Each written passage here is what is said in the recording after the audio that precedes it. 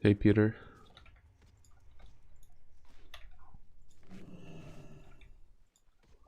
What up? Yo, when does it start? It was supposed to start a few minutes ago. Maybe someone is being late. Not sure. As in some of the players, like some player. I don't think the problem is on the production side, or whatever you wanna call it.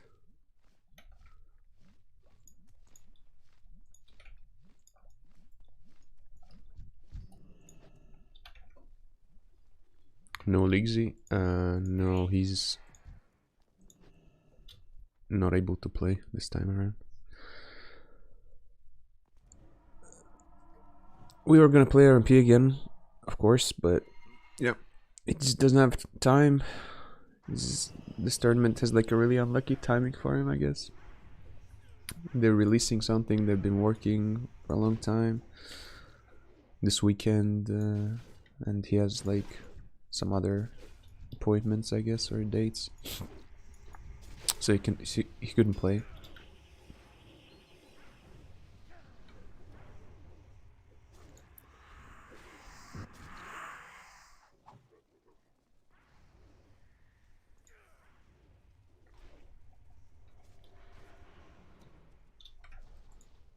What gear you going? I'm gonna be changing gear depending on what we're facing. Not that those are gonna be huge changes, but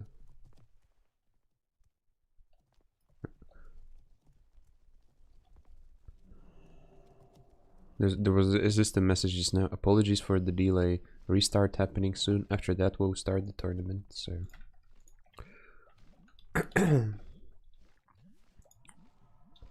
There's that for you guys.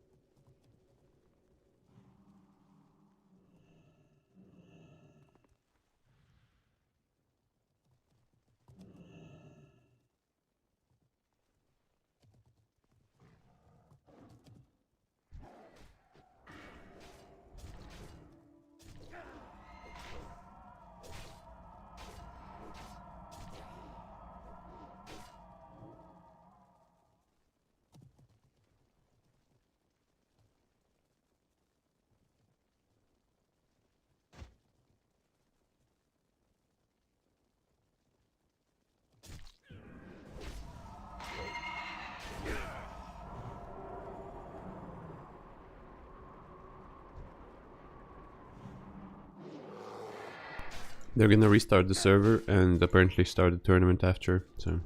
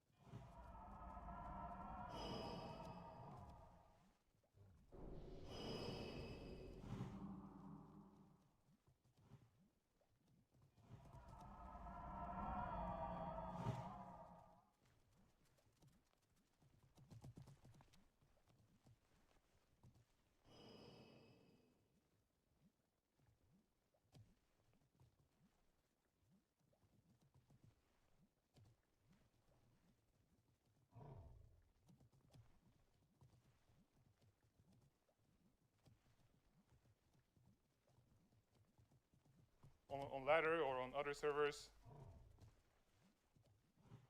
So we're definitely about to see some shit we've never seen before, that's for sure. Okay, are we ready with Nagrand? We're ready with Nagrand.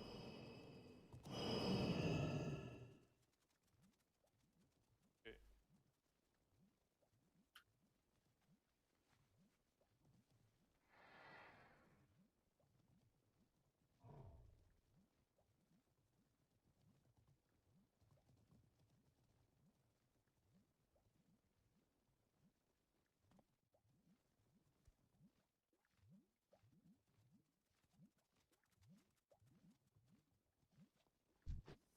Okay, the teams are in. We are in.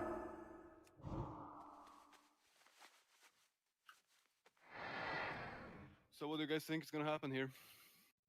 What's the call? Oh, What's the target for the RMD? if RMD hits Rogue, I think they're gonna have a bad time. That's for sure. It's from my experience of playing this matchup on the ladder, it's quite an interesting one overall. Like Rogue Mage versus Rogue Lock has, when you play with a priest, it feels very rough most of the time. But when you play with a druid, you actually have some lasting potential, and I think every target is quite viable to hit.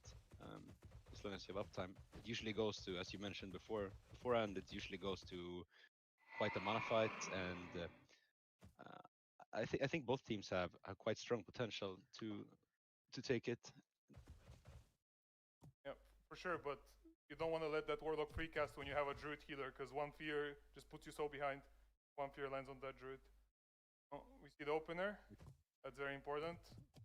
The Warlock team has Paranoia. That's... Oh, we're about to... Rogues are about to run into each other. And Petra gets sapped. Seems like the RMD is taking it pretty slow. Getting dotted, they're just gonna hit Mage, so I guess they're going for a longer game, because hitting Mage with Abolish up is very hard. Looks like the ROD is going to try to outlast. They're going to try to survive to pet, and then eventually dot everything and win the long game. And this is usually how you see first games of tournaments go throughout any iteration. Teams playing it a bit slower and more careful. Yeah, and we can see Haiksu is playing with Mana Gem Trinket. Oh, and we're doing a go here on the Warlock. Bit of an odd go. Yep. And nothing really has a lot of wounds on it, so nothing's really gonna take much damage. And as I say that, NS gets used there by Aerox. Well, the thing is that they need to be able to stick to this rogue if they want to actually kill him. Because if they don't, then just he runs away even for 5 seconds, Hots are just gonna top him off every time. But the problem is that the mage is already going out of mana. He already used 1 mana gem, and he's looking very bad on mana. Aerox already used Innervate. I believe he used it on himself, not on his mage, so... And now Haiksu has no block, and he's in huge trouble already. I believe that's his first block. He hasn't snapped yet. Yep. Yeah. He just snapped. As we said, the RMD went for a counter setup when they were under fire, so Gucci could actually sit the full blind without using Trinket, and now they're quite far behind. Yep. And Young doesn't have Cloak yet. He might get big trouble here. Aerox is still feared, and there's gonna be a Cyclone follow-up for sure. I think Young is gonna die here. I mean, that's Petra. Yep. Okay. That'll be 1-0. Now the RMD gets to choose the map. Yeah, RMD gets to choose the map. So, what do you think they should change to the next game, the RMD? I think they have to actually try to go hard on something, I think. Basically, like, they have to, like, do some damage to anything in order for, like, for the ROD to make a mistake. Like, basically, they have to, like, do damage to something, clone it low, charge bash the druid. They have to do, like, some default setup like that, because otherwise they're just fighting into Abolish, and it just doesn't work. I think that's basically the problem. Yeah. Whatever target they go on, just Abolish is just gonna win long term. Hey, we're going to Ruins next, so be sure to set that. Yep, Ruins done. I would like to see them try basically getting the blind out early Yep. on the druid and maybe using cloak offensively, even though it's risky, right? Because Yeah, you have the sap. potential. Exactly, either to sap or just to get the clean vanish sheep shot go on the rogue. Basically, you need to get the druid's trinket, the first blind, if you're gonna use it on the druid. Yep. So if you don't, I mean, I think the strength of RMD in this matchup is that you can actually just run, right? Yeah. You can run a lot, and they should not have enough stops to like keep their rogue free. And if they do, they will have to spam rogue cooldowns also to stay offensive, just because of fair fire and no dispel. Yeah. So I think the RMD has quite good reset potential with Ferry, and even though the lockdowns are annoying, you can pillar hug, you can decurse, and you're gonna be just fine. You know, you swap to region weapons, etc. So I think the biggest bait is trying to do too much outside of your setup opportunities, Yeah. and especially as the mage, right? And I think they should focus a little bit more on that type of positioning and making sure they get stuns up during the blind. Yeah, for sure.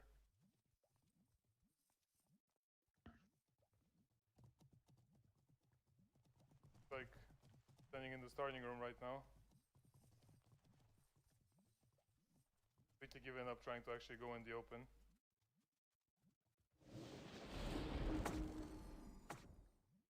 Guys are just chilling also. I guess technically speaking, like this rogue, like Pretender's life is basically miserable with Fairy Fire and Mage Slows. But none of that CC actually matters on him if they don't make the damage stick on someone. Very good. Okay, let's see if they get a punish now. On the... Yeah, they're going Warlock already, and the Warlock is already in trouble, but again, no wounds. Hard to keep wounds up. Not slowed right now, and Petra is getting peeled. Petra already has 5 wounds on him. Ixo is getting cloned, getting feared. Warlock is recasting. That's exactly what you don't want to see. Erox gets blinded, trinkets instantly. Getting Death Call of Fear. They have to stop this. They have to stop this. That's very bad. There's Rupture on Young. That's probably game. Yeah. So what I would have liked to see here is going for a blind go and using this cloak offensively. That's a full sap, full dots, no chance. Yeah. Even playing with Battlemaster.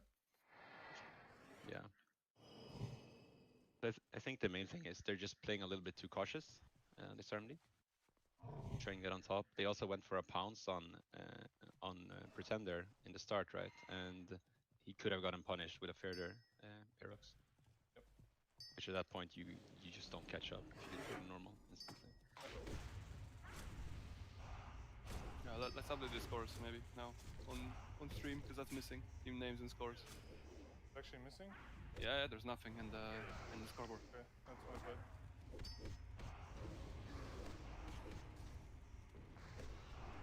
Okay, I'm just getting their maps here. Yep. I got a request, so I'm not sure how it is right now, but I don't think there's any delay, right, on the stream? There is. Oh, there is. I'm about to check right now. Said that before. Yeah, Yeah. there is 15 seconds by default, so it can be anywhere from 15 to 20, I guess, depending on your. We're going to Nagran next. Horse should be up now, I guess. Yeah, they are there. Like basically, we're setting Nagran. Yeah, it's not grand. I mean, I think technically RMD can just hit Warlock and slow Rogue, and Rogue will have to use so many cooldowns to stick to something that eventually they can basically pick any target and win, like after 1 minute. Yeah. But in reality, this Rogue doesn't have to use anything if the damage on the Warlock doesn't stick. If there's no wounds on the Warlock isn't slowed. If like if the Druid isn't getting CC'd, then this damage just doesn't stick, and basically you're just putting all these DRs into Pretender, and then Pretender is just gonna be DR on Nova. He's just gonna Shadow Step to something, and he's gonna destroy it instantly. Like then, if your damage doesn't stick, it kind of doesn't matter that you're doing damage in the first place at that point. Like you're basically just wasting mana in DRs and not accomplishing anything. Like you actually have to hit something at the start because you don't. I think the Warlock has been running in quite aggressively. So you could probably, as the mage, go in, try and get some debuffs up and land a sheep, you know, and let the hots fall, and just open, because you're pretty much always. I'm not sure if Gucci is running stealth talent. But if the druid is running stealth talent with paranoia, you're never gonna see him before he sees you. And same with pretender, who should be in paranoia range. So you're quite forced to open as the RMD. Yeah, I mean, I think them just opening Warlock is already an okay outcome for them, assuming that they feel like that's a viable target in the first place. Exactly. But if they don't assume, then in time they're just going fast. Mage is straight up getting sap. Warlock got combat. Druid is in position already. Mage is gonna get feared and dotted full. I guess his druid is gonna have to pop sooner rather than later. But the druid might get found. This is probably some of the worst opener you can have as RMD. So, yep. And they're gonna go on pretender. Of course, they have to PO, but again, he actually got the opener before the pounce though. Yeah. So this is already a much better opener from the. Oh yeah, but look, there's just no wounds. He doesn't have to use anything out of that kidney. Literally nothing. He's just gonna evasion and he's gonna hit this mage here, and like he's just not gonna take any damage. If they cloned him here and make this damage stick, it would be really good. But it's hard when the warlock is just free casting. And we can see that Petra is just rooted here with Fairy Fire. Mage is blinking in, trying to do damage, but his rogue is not there to connect.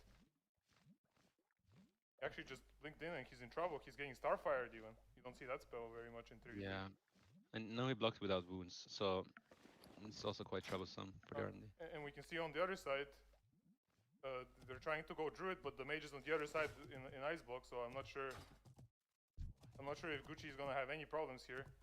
Just in bear form.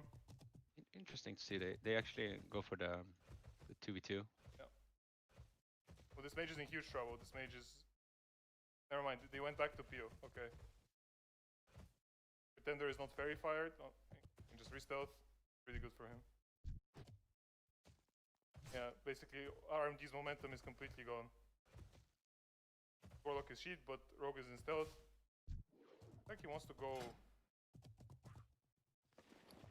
So on the upside is they should be able to play defensive here, right? They still have innervate. Would you like to but they don't purchase have something? trinket. Okay, here we go. Full blind. Full blind.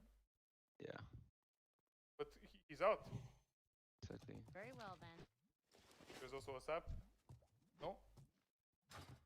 Here There's we a go. hibernate. And it's hibernate, yeah. Is that a full kidney? Oh, he has trinket for it. Okay, well, they might survive this go, but... Yeah, they're gonna stabilize. Yeah, but... So, the RMD has blind back, right? No, they just used it and Gucci trinketed. Yeah, exactly. So, they actually have a chance here. They get cloak trinket already. Yeah. And they're ahead on mana. Yeah, they are, but again, it's the mage. The mage's last row of cooldowns. Doesn't get something with this, then he's in trouble.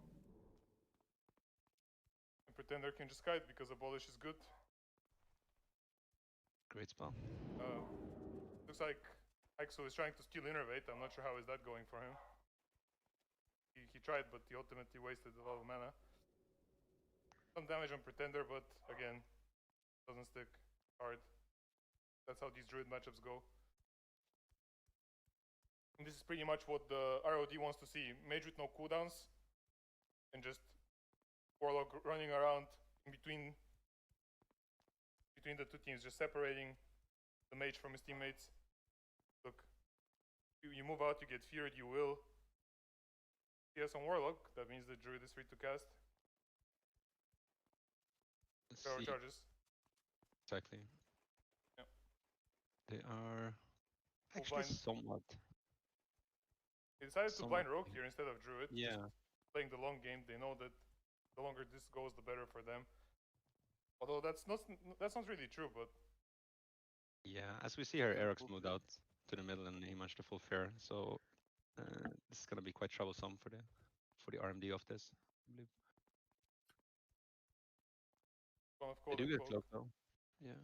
Oh, bash, that's a pretty good bash. They should try to clone him now. It would be great if he clones him. He did. Nice, nice. Nice. He got the blooms. Oh, it was short clone, never mind. Catch that. Oh, and this is Ixo's last mana pretty much right now. Erox is being in fear. Boida is doing whatever he pleases. Oh. He does cloak the kidney, so he should be get gouged off that, and then he's never gonna move again. Get rooted now or something. Yeah, he got an S off without without wounds though. So Gucci is that's a plus. Yeah. So Gucci's Hexo is clone though, however, but full blind on the Warlock. Not sure that was the best choice, but they seem to have stabilized. Yes, but Gucci is getting drinks off here.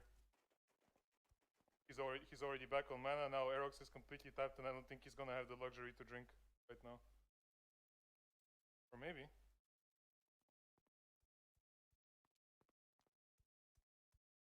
Oh, kidney.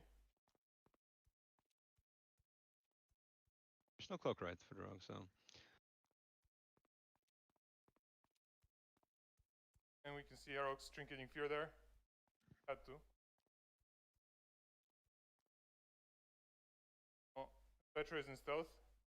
Okay, this can be a big go. This is a big go, yeah. They hit the CS on the Warlock too. Short sheep onto Gucci. If he can land a clone of this, it's... Oh, he gets the managed sap, yeah. Let's game I'll be over. 3-0. Let's... Ooh. It seems like we didn't start the tournament on the page as well. Oh, we can see, at least in this game, it was much closer, and even though the RMD didn't manage to accomplish much with their cooldowns, still managed to stabilize at some point. And yeah. If a few things just went their way a bit more, like if that clone on Pretender was full, it was just not on DR, and those life blooms got cloned off, that would be huge pressure right there, and that could have maybe amounted to something. Games are just kind of like that, the Druid versus Druid games. It's really interesting to see, as you mentioned before the series, it's quite unexplored, these matchups, like recently, right? Yep. And it's really hard to tell what should actually win, because very seldom do we see these matchups under fair circumstances. Yeah. So on ladder, you usually have someone with like a little bit less gear, or you don't have this kind of optimized tournament environment, which you see here. Yeah. And which also makes the game feel a little bit different. You're used to, well, when you put full stuns on someone, you're used to them dropping a little bit lower or whatever, and it's quite a necessary asset to be able to adapt and basically re-strategize during a series like this. And as we saw, the RMD really stepped up their game towards the last one. Yeah, and especially when you remember the opener, Mage was getting dotted full in fear, and Aerox got found out, and Petra had to just open rogue, but that opener kind of basically did nothing. He just got very fired for free, basically. And the Mage didn't get to do a single point of damage in that cheap kidney in the first one. Exactly. Like the opener, as far as openers go, was very bad, and still managed to come back at some point, but it's just hard. That's why throughout TBC, both on retail and on other private servers until now, whenever there's a Warlock or a Mage in the game, he's the one getting gone on, because if you let him free cast, it's over. Exactly, and I think that's also the hardest aspect of playing a Mage. Yep. Is how you perform under pressure, well, while being targeted, rather. And the next game we're going for is the RMP mirrors, so make sure to update the scoreboard with that too. That's gonna be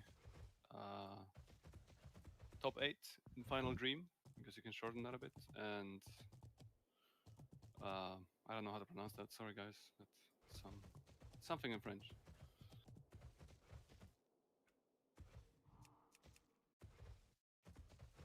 Okay.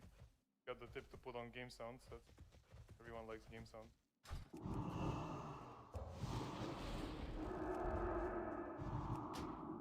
So, who's playing now? It's Rivah's team, Stefan versus Boogie's team?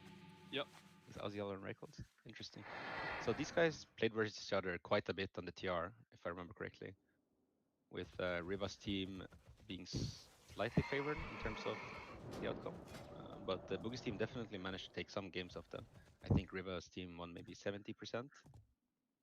But as we saw in the last tournament, and as seen on ladder, the RMP mirrors are quite volatile this expansion. Yep. And Rivah's team are known for doing more rogue focused strats than the other RMPs, and with varying results.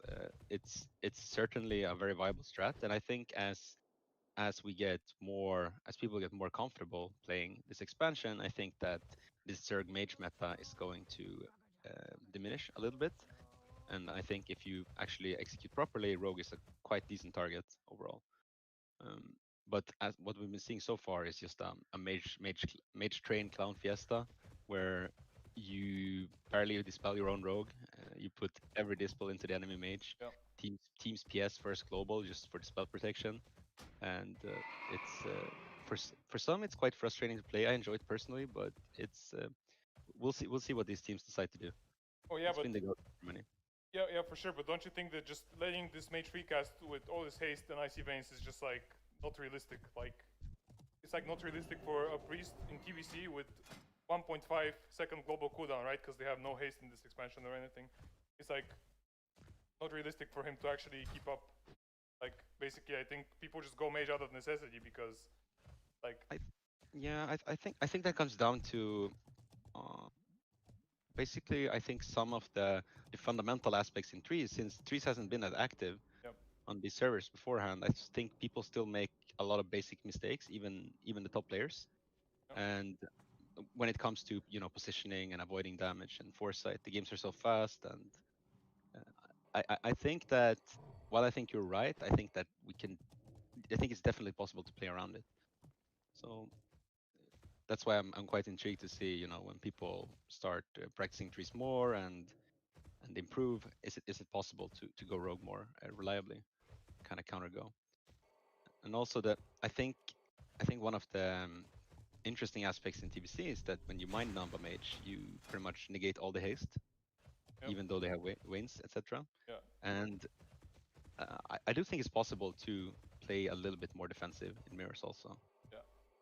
Well, I think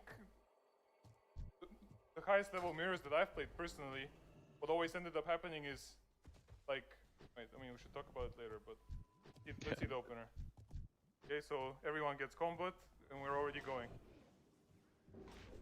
Oh, that's a full kidney. He decides to sit it because he's far away and nobody's dispelling him. That's an interesting choice. So, yeah, exactly. He's at the kidney and he has full buff still. He's starting to get this now. Yeah. So their PS comes out a little bit late, but he still protected his veins, which is really important. Yeah. As we see now. Rivah is kind of in trouble right now, it looks like. Like, Waymin has not blocked at all yet, and Rivah is out of block and already getting trained, so seems like that blink back really decided a lot. But Waymin blocks a bit too late in my opinion. That's kind of a problem right now for him. Looks like Rivah got kicked on poly, maybe he can get some heals off. We can get some heals off, but that's a gouge on the mage trying to stop whatever damage possible, but it's fully now. Yeah. And now he gets locked. Yeah. Looking really good for some time, but what ends up happening there is what ends up happening in a lot of mirrors, where it's you feel quite ahead, you get massive pressure, and then when the enemy mage blocks, what do you do? Because what ends up happening usually is that you spam your CC to get the block, and after that the priest can somewhat pick the mage up, and your mage is still getting targeted by the rogue, right? Yeah. And it's kind of awkward because you really don't want to go to start hitting the rogue, and it's kind of hard to kite without stunning, or like especially if you're mind numbed and crippled as the mage. So there's usually huge swing potential in these games where the team that gets forced into block first does a counter go, and all of a sudden you feel like you're super behind. But don't you think that there, what Waymin did, I don't know his real name by the way. Azio. Azio, that's Azio. Yeah. Okay. So what Azio did there was interesting. And the fact that he blinked back and wasn't getting dispelled was good. And the fact that he sat was interesting. But I think maybe the play there was to just keep lining instead of like coming back in. Like he could have just sent his pet in, like did some damage, some ice lance from afar, but maybe he just doesn't go back in at all, and like he stays on one Nagrant pillar, the priest stays on the other, and the priest basically has free reign over the game. Boogie can dispel his rogue, dispel an enemy mage, or heal his mage without his mage being in line of the enemy priest. Maybe that was a line of play that he could have taken with what he did. Because if they wanted to like train I mean, trade mages, and if they wanted to play really fast, then you should probably have just trinketed that kidney and started blasting instead of sit, I guess. Even though it was, yeah, sorry. It was a good play. No. As you said, it was really good. He blinked back. I really agree with sitting. I think it's good. I wish I had full uptime, but they didn't get any shields off, so it didn't really matter in the over there, right? But as you mentioned, what do you do after that? And they went aggressive, and I think, as you say, it's kind of like you get baited as a mage, right? It's instinctively you run towards your target. Yeah. But I think he could have just, thrown out a few lances with the pet, fire blast, etc., and avoid more dispels because Rivah was clean at that point, and there's just no way you keep mage up with a rogue on them. We are going to remake the game. There's some issue. Okay. Players ended up in different games somehow.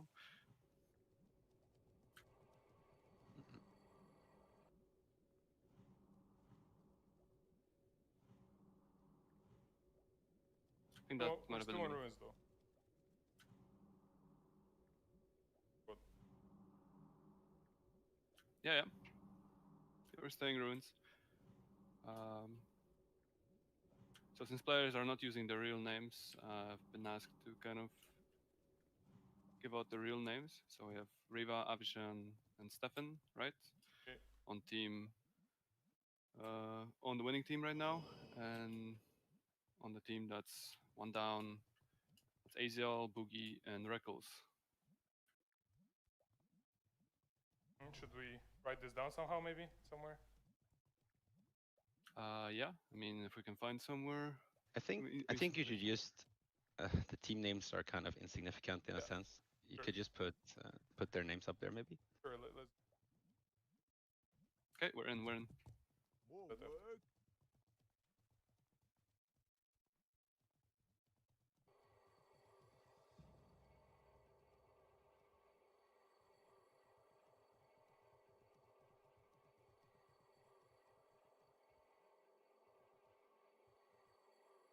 So Ruins is quite an interesting match when it comes to the mirrors.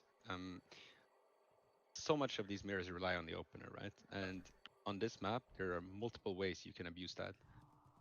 The team who lands a sap usually gets an insane advantage. Looks like this time you already started instantly, no saps, nothing, just instant empty, instant rush tomb, instant PS from both teams.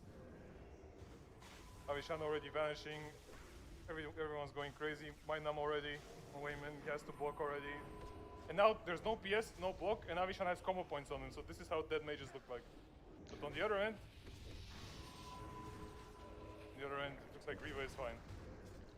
Who has the block? Rivah's doing quite okay here, yeah. Oh, and this is the mana shield. This is how you know this stuff is going bad already. Yeah, and I don't think he had to, because there's no CS, and Boogie still has Trinket for the blind. Oh, he just evoed for one tick, got interrupted instantly. Yeah.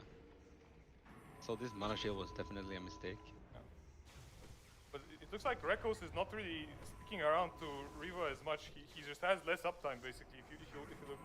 Yeah. He's just sitting in Novas all the time. Maybe he... Like, normally the way this works is like if you just vanish like a Nova and then like cloak something like a Frostbite and some other slow, like you're basically just going to be DR for the rest of the game because the game happens really fast, like really fast. So if you just kind of cycle your cooldowns on Rogue, like a bit smarter, I think there's almost no way that you actually lose uptime unless you get some really bad RNG, like some Shiv resist. Yeah. We did see though, Avishan went for a Vanish Sheep shot onto Reckles in the midst of the first go. And Rivah actually managed to stabilize somewhat during that. Yeah, but don't you just trinket that, your Reckles instantly? I think you shouldn't, because there's a quite high chance that you get stuck in something later on. I still think they had blind at that point. They didn't blind priest, and that's also, I think, what you see these smart rogues doing in this expansion is that they won't blind for trinket in these mirrors because the games rarely last that long, and you much rather do it when you actually get true value out of it instead of just using it to force trinket. Because it doesn't really put your head right unless you can guarantee that you land a sheep or something out. And since everyone is playing undead, it's not, fear isn't that huge in a sense. So I do agree with not trinketing. He would have got stuck. Well, he would have gambled right on the evasion for blind, but if he gets fully blinded, it's just they're gonna be so behind. Yeah. Oh, when I played, what everyone did is just blind priest like instantly, just on the off chance that he randomly gets sheep later. Because what can happen is the mage and the priest are so far apart that even if a sheep lands, it's not a guarantee that the rogue will be in range of blind. Oh, and looks like this time they get this up now. He doesn't trinket. Oh, this is a rogue go for sure. He already cloaked. Oh no. Looks like he's just a cheap kidney for Pio. Yep. And Azio gets kicked. Yeah, they're gonna be in so much trouble here. I would have liked seen a block already. Yeah. He has no shields at all right now on him. No. Oh, mana shield. This is an okay mana shield. Yes. It's like, yeah. He does blink into line, and as we see, Stefan defs the sheep here. He is so far behind at this point, and I don't think there's a way to recover. That's a full bind on Boogie, yeah. So what we've seen here is like the Avishan going for this counter stance on the rogue, which is very, very efficient if you don't punish him for it, right? Since he does use cooldowns to do that too. No, I think we saw an interesting spec choice. That's a TBC retail spec choice by Azio here. I think we inspect them after the game. We can. Do you mean the frost warding? Yeah, I think he has frost warding. That's what Rivah ran in our first game, or in the finals versus us last tourney also. I reflected two kill lances. Oh. And I don't know if that's Blizz-like, that the reflect does the full amount of damage from the proc, the Nova. I don't remember that way. It is, but that's how it works with warriors as well. It does? Yeah, okay, fair enough. But it was very, like, it swings the momentum so hard, right? Like, instead of getting rid of a shield, you munch it yourself, and yeah, all these small things add up in this expansion. Okay, so from now on, we're gonna put player names instead of team names. But then that will make the bracket look stupid, but who cares about the bracket? Who cares about the bracket? It's just about PVC.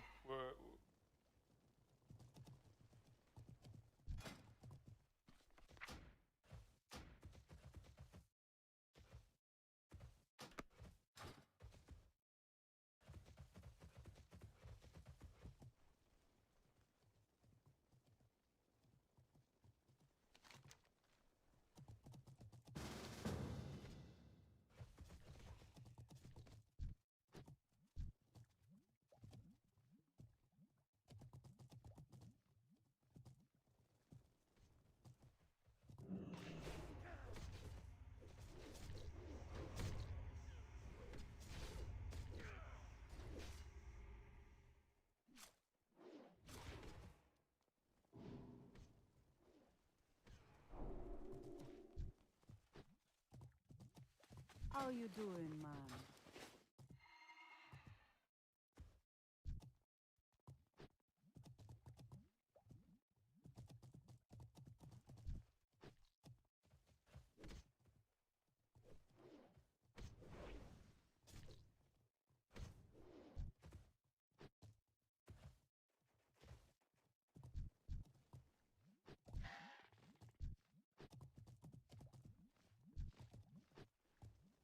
Greetings!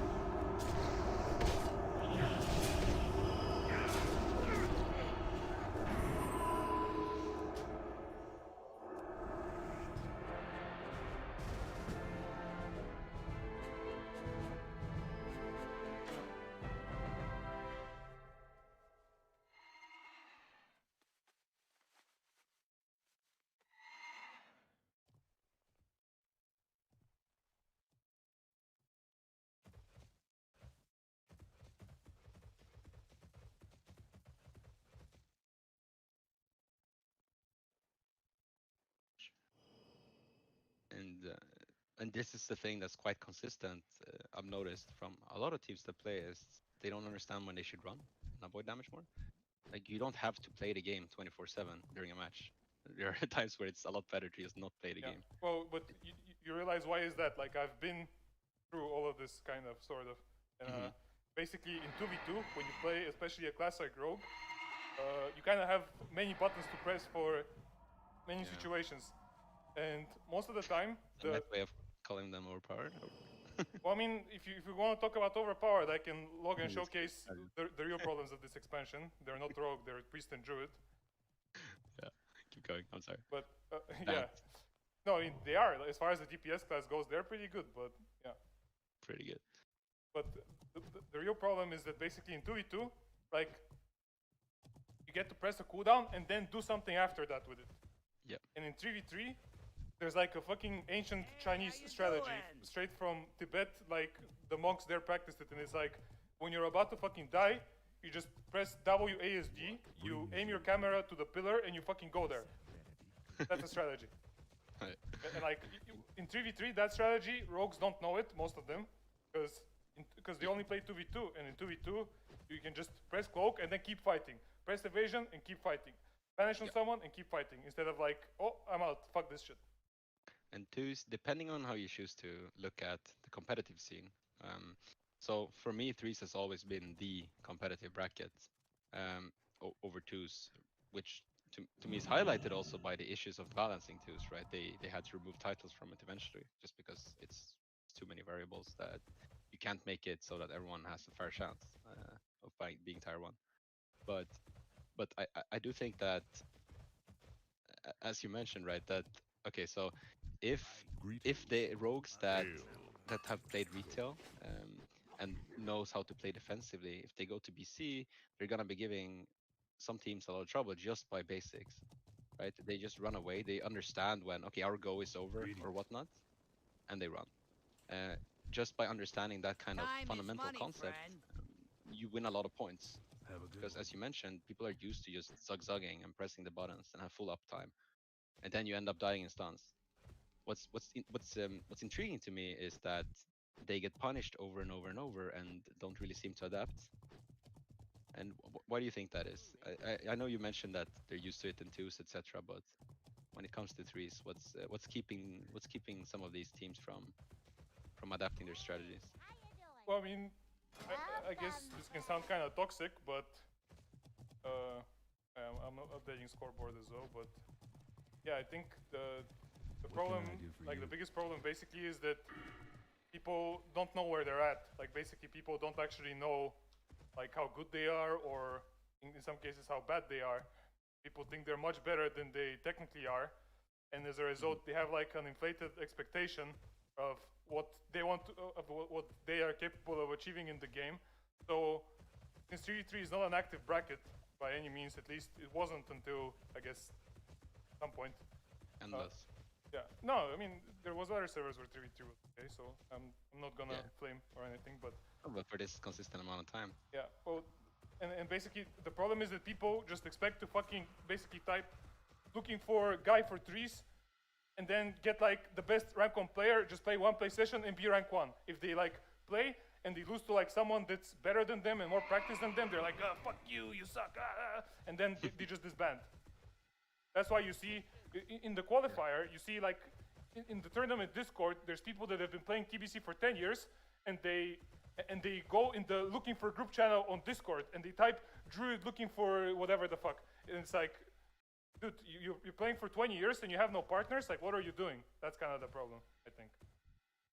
Exactly, and being able to learn how to lose, pretty much, sums it up, I guess. Okay, so this is an interesting matchup. I think that, personally, okay, so I'm gonna go out on a limb here and say here, oh, it's Pompyro? Yep. Okay, I think the RLD should never lose this. Yeah, I think the Warlock and Druid maybe can even 2v3 in some cases. I was just gonna say, yeah, I think the biggest mistake that RLD can do is just trying to play the game. Yeah. I think Druid can sit 40 yards. So what Spank is doing is bad right now. That's really bad. The fact that he's playing the game, I mean. I mean, you can play the game for a bit, But then you need to know, as we discussed before this series, like when should you not play the game? And I think Spank is the perfect rogue for that. Oh, Zeri already has 3 booms on him, so he's ready. Yeah, and this is just experience.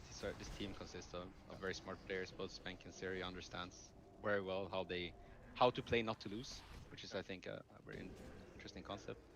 So you will see them just toss out every CD, and I wouldn't be surprised now to see Spank using the next cloak to vanish off in case the Bloodlust team is counter.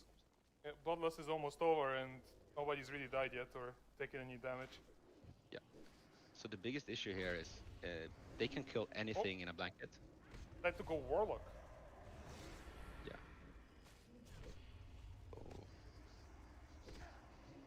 quite interesting. Yeah, and Spank's just sitting still until he has a good opportunity. Pops up, and he still has cloak, right? Yep, there it is. This is just rough. It is, and I think this is just a very unfavorable matchup for the MLS. I think they would have a better chance as Frost into this. Yeah. I think they would have a better chance as triple DPS. The Shaman was early. That too. All out. I think for sure. And I think a lot of what I've noticed playing spell cleaves myself is that in TBC it's quite a bait to try and set up too much. Like damage is king, and you don't really need a lot of CC in threes. Hey there. Or you just need Mortal See you Strike later. pretty much to. There's like no healer that out heals MS in this expansion without feeling like they have to go take a big sip afterwards. You just empty your entire mana bar, or yeah, it's very rough, right? So, and playing a comp like Pompire or Destro, where your damage pretty much has to be synced to kill something, into RLD, which is just a very dynamic comp in terms of you have healing on the fly, you have cooldowns on the fly. Warlock is super tanky versus casters. Yeah, I don't really see how they're gonna win with that lineup of specs. However, if they played Frost, I think that with Curse of Elements on the pet, and I think Frost Mage can just one-shot the pet. And with an Incinerate proc, if you have Elements and you swap to the Spellpan weapons, I'm not sure, are you allowed to play TK Trinket here as Warlock? Can I help you? I think we might have. I think it's there. Okay, we were there last time. Yeah. I think they can play that then, and they don't lose again. But if they can't, I think it's possible to. You can actually kill pet and then kind of stabilize if you play Frost. Yeah, but does the Warlock even die even without Soul Link? With Fell Armor and Light Bloom on him? I think it's just. It's not really about killing the lock after killing the pet. I think it's about you being able to CC freely without having to worry about debuffs.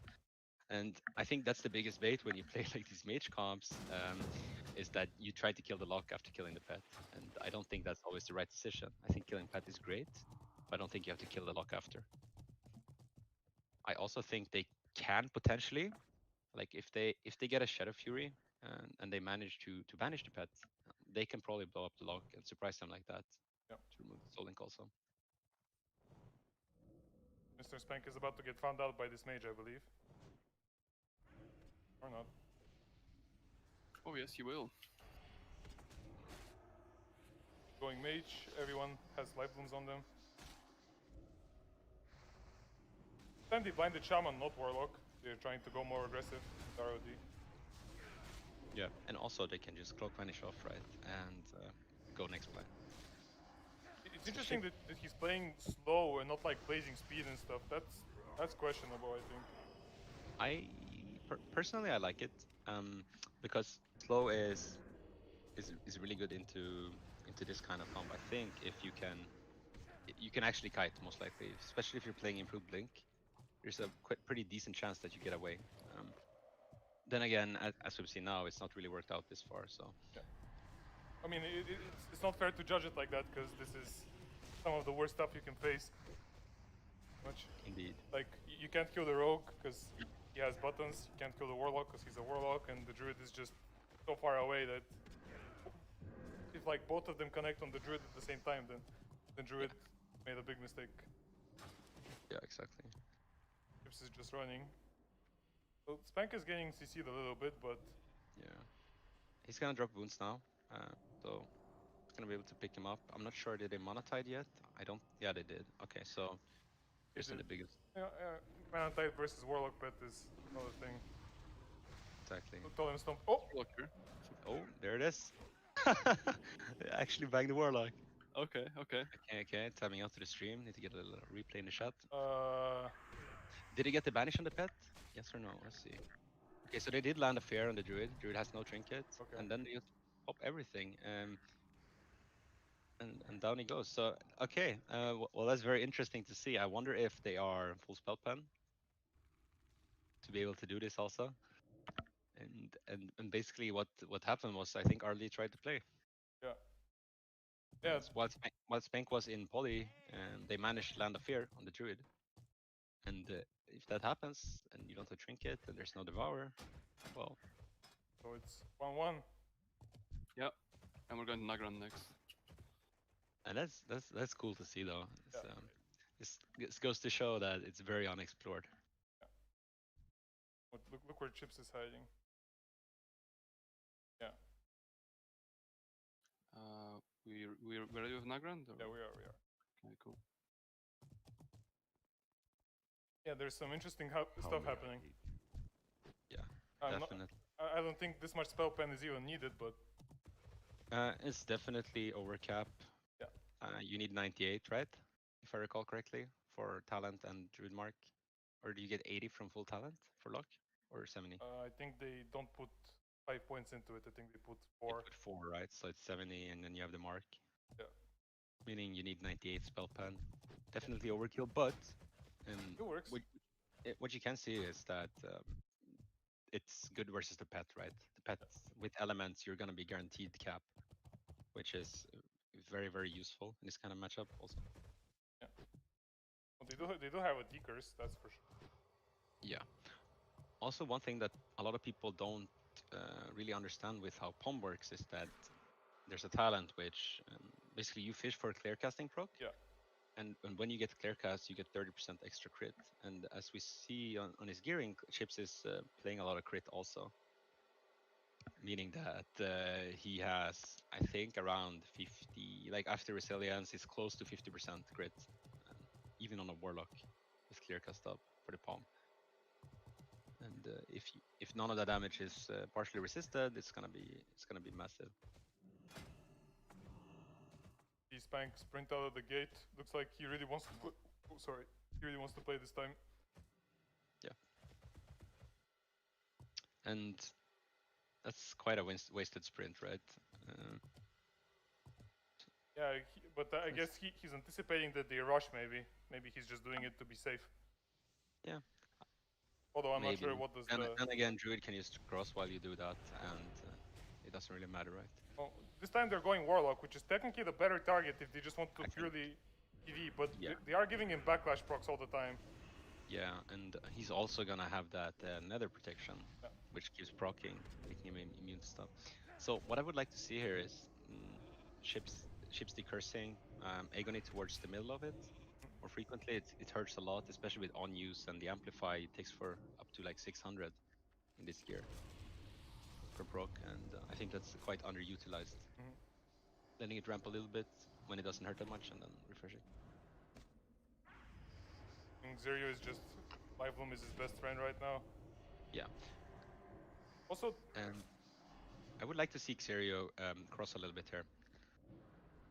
I don't think you should play this close to the Warlock. Yeah, here we go. He got Shadow Fury. Yep. Now they're trying to kill the pet. And this is just an unnecessary risk from the RLD. They can... Actually, he could play over at the other side of the map and just have them not int around the pillar. Yeah. It should be just fine. Pet is almost dead. Yeah. He did the curse. One more elements on it. Maybe some banish. Oh! No, it dies, yeah. It's down. Can't see pets on the frames, that's bad, but go with it. So, yeah, we see Syria popping that innervate. He's also playing the Sambal Trinket, which is stacking up now again. And they're hitting the Shaman now. The Shaman is dropping Sexy Great is in trouble, yeah. Let's go into growth. I think there's a kidney out of it. Oh, nice Shadow Fury. Very nice. Very nice. And they didn't manage to get wounds up. He should be quite fine here. He there's does still get a kidney afterwards. And the wounds are coming up. That's a full... Oh, they broke the fear with Pompyro. There's the bomb. The death coil. He death NS. Fine. Yeah, I think Rogue is quite scary target. Where is he? Oh, Hellstone. okay, ignite ticking. Yeah. Shaman is dead, and even if Rogue dies, the 2v2 is not winnable. Well, I mean, you can understand why they did it, right? Because even though Shaman could survive if they just CC the Rogue more, it's like, what are you playing for? Like, the Shaman was 1k mana, dots are ticking on everyone. I think the MLS just needs to position differently. This positioning is not giving them any upsides whatsoever. I would like to see Shaman playing maybe by, like, testing something which you usually see in later expansions when there's way more wizard cleaves or spell cleaves, whatever you want to call them. You see this kind of triangle formation where you spread out. The healer is positioned like a little bit further back between the casters. You can box in and you punish melees hard that stick to the healer especially. And I think you can put it position as the MLS. You can position so that the shaman is quite unswappable also. Yep. And by doing so, if the pet wants to go stop drinks, you can kill the pet, especially with elements. If you're sitting on the lock, you're getting those backlash procs, which just hurts a lot. And this is why I think as Frost, they would stand quite a good chance also. Because I think killing Pet as Frost is very, very, very viable with elements. And also, the other problem with slow, right, is that, yeah, I mean, slow is okay, and it's a cast slow, that's for sure. But you kind of already have Curse of Tongues. Like, even though it's decursable and stuff, that's still, like, you're not really getting the full value out of slow there. Exactly. What do you think? What if they just bomb Pyro at the second pet? What would happen then? I think. Just what if? I'm thinking. I think they should rather try and go for a banish play, if so, and using it on the Warlock. I think what they can do, what they can look for. This is an interesting strategy. Yeah. Okay. So yeah, what I think they can look for, and which would be quite good, is basically trying to get a random lockout on the druid. He should not give it to them, but he might, right? He might try and play. And if he plays, then you can pop everything on the lock with a banish on the pet, which I agree. No sabs this time, just fate expose on the warlock. That's a warlock with no soul link and 0 armor. That's some of the most damage you can ever take in the game. Exactly. So we see Sirio playing the tomb this time. Because blanketed, they're just going instantly. He accidentally blankets the pet. So they don't get too much out of this. He wanted to blanket the druid, I assume, afterwards. Again, or lock the lock, but yeah. Now they do establish a half sheep on the rogue. They can probably get some distance. He's gonna get a re off this though, which is really, really not good. They do 4 ships blink here. He's playing improved blink, so he's not gonna kidney yet. Spank is smart, he waits it out. And now they get ship trinket also, pretty much for free of that restock. And Spank resisted Nova, it looks like. Happens. Yeah. Yeah. And now we see the MLS pet is rotting now also. And I don't think he runs Feldom in this kind of comp. Oh, he does. Yeah, he does. He did manage to pick it up. Also, and it devoured for some of that heal. Yeah, so it's very, very interesting. They do get everything from the druid too. Druid skins here, everything but trinket. So. And trinket is kind of the most important one. If the druid can play his character, he's not gonna die just by moving away. I think you can die if you crit palm. You can actually die 100-0 just from igniting blankets. But they're trying. Yeah. Trying to death call fear him. Oh, here we go. Oh, an impact ignite. Yep, he trinkets the impact. Gets Shadow Fury. If they went with CS there, they could have actually 100-0. He's still in trouble. He's still in trouble. But yeah, Chips is gonna die though. Yeah, exactly. Chips is gonna die, and he didn't get the crit for the ignite, the recrit. So as you see there, like the trinket, it saves him. But if they went with CS, like if he just pre blankets on top of the impact, he cannot save himself. He had to trinket Healthstone and an S. If he doesn't get that an S off, and they blanket into blanket, the druid is just dead. That is a 3-1. They actually got a game. That's better than what we thought. So props to them. Are we going to the lower bracket next, or are we going to the upper bracket, just to confirm? I think lower, right? That makes more sense, yeah. Yeah. Okay, so the next game should be Desp team against Aziel's team. So that'll be RMP versus Double Rogue.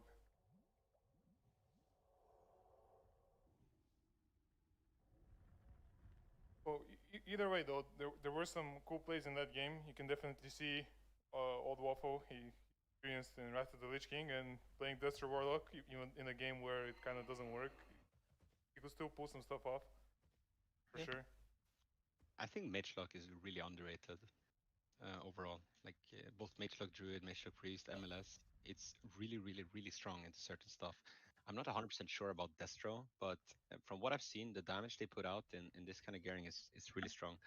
And while its greatest weakness is that it's quite immobile and you can't really tank, I think that if you were to basically add like 2.4.4 or something, like if you were to modify TBC, I think there's very, very small changes you can add to make Destro a really viable and fun class, which would add a lot of flavor to the meta. Just being able to play Succubus in a different way without it dying to Soul Link damage instantly, for instance, or well, not Soul Link, sorry, but just dying to any kind of hit instantly. It's just would change the class a lot. Well, now it's just to not think a rogue is swinging at it twice or whatnot, which is quite sad, really. Yeah. But as you said, props to making it work, and I think it has potential to. If you played an all comp tourney where you could counterpick, I think it's strong into certain things. So we have double rogue now against the RMP. Is that going to be just all in priest from double rogue? What do you guys think? Sorry, what did you say? Double rogue against the RMP. Versus it's the lower bracket game, right? Yeah, so yeah. It's versus Boogie RMP. Yeah. I think RMP should be fine into this if they play it smart. A lot comes down to the opener. The RMP should not get baited. To like if they stand smart, they should not be in that bad of a position, even if they get zapped, right? And they should get zapped. So I think the RD is gonna be looking to bait out some trinkets in the start, like from the mage, for instance. Maybe out the trinket load and stuff like that. But I think the RMP can. The RD should struggle to kill the RMP. And I think their win condition is they get a good blind sap go and force trinket, and they can repeat it. Yeah. Well, it's kind of a similar matchup to the last one, even though Mage definitely has more potential to do stuff than Warlock here when it comes to surviving. He also doesn't have Death Crow, so the offensive power is not so strong, but it should play out in a similar way, except we see the Coward get gone on. Mage is not doing damage at all, he's just blizzarding. Yeah, and I don't really agree with that. Yeah. I think they... Reckles is trying to restealth, it looks like. And he does get it, which is really, really good for him. They go on the other room now. They don't have kidney now, though, so... Yeah, and no wounds. No wounds, so... This is just damage. And he vanishes, he chooses to respect it. Yeah, and this is good play, right? Yeah. But don't they have full blind for Boogie now, out of this block? They do. I think they have one blind left. Yeah, so, and that's a full blind, and Mage has no block, so that's pretty much... I think Mage is the worst target, though. Yeah. Here. They could have easily killed Rogue in this. No trinket. So here's the sap. He's gonna be just fine with block now in just a second. Yeah, he does it. And now they kind of... That's an overlap. Yeah, they overlap, and they vanish for it. Oh, but Rekkles gets sapped. Yeah, they do find him, which is very unfortunate. But he's just getting healed. No wounds, no steps, nothing. He's just getting healed. And this is kind of like the thing, right? You see them, he vanishes for the And now the rogues are gonna get double feared, or even the druid. Triple fear, it gets broken on the druid, it looks like. Unlucky. Full rank con of code. Desp gets blinded. I'm not sure if blinding druid this late makes sense, though. I'm not sure. Especially when he's home. It doesn't really... He has to innervate already. And we can see that Boogie is also struggling with mana, and Mage has no ice blocks. I'm not sure how can two rogues hit a Mage and not have exposed armor on it, but we go with it. Okay, Deadly Coward cloaks. Fine. I would have loved to see the RRD just tab target the pet also, the mage pet. Oh, it looks like it's over. Oh, Deadly Coward still had advantage, of course. If you've played with Deadly Coward, especially in 2v2, you would know that he saves the cooldowns just for the very last second always. And when you play against him, you know that, and it's very easy to play against. No flame, of course. No flame. No, I mean, he plays fine, it's just he doesn't play consistently. Every time he comes back to the game, he learns a bit, but ultimately, like, people that play more consistently are gonna edge him out always pretty. Exactly.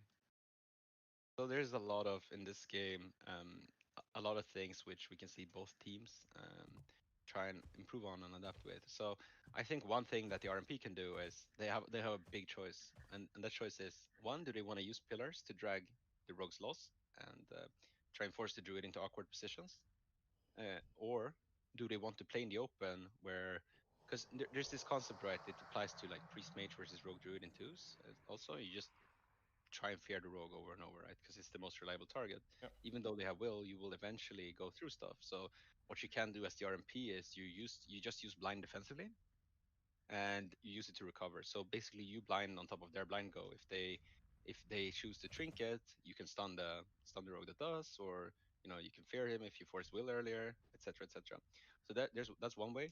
The other way is you pretty much play 40 yards away as the priest, and you try to do stuff that way, so they don't get their own blind goes as easily. Because as you see, they have no dispo. If they want to connect to the priest, even if they just hit the mage and have the ice armor slow, it's like quite a waddle to get over there. Yeah. They would have to use something if you position properly, right?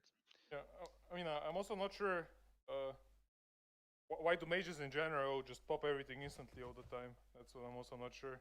Like, for example, their mage popped Icy Veins and Pet and everything. He was just like blizzarding and chilling. Like, if you know you're gonna chill, why do you even pop your cooldowns? Yeah. Kind of questionable. I think versus these rogue teams, when you play, a very good thing is to try and just make them not be able to play their own game by getting some damage out early. Okay, he does get the clone. Oh, and Desp opens with clone instantly. If you played 2v2, you would also know that. Yeah, and he doesn't get punished for it. Yeah. In 2020, you get punished for that instant. That's like game losing, actually, in some cases. Yeah. Okay, so here it's very interesting. Deadly shows to will the fear while sitting in a Nova. Yeah. Let's see. So realistically, the RMP. Okay, so Boogie uses trinket there.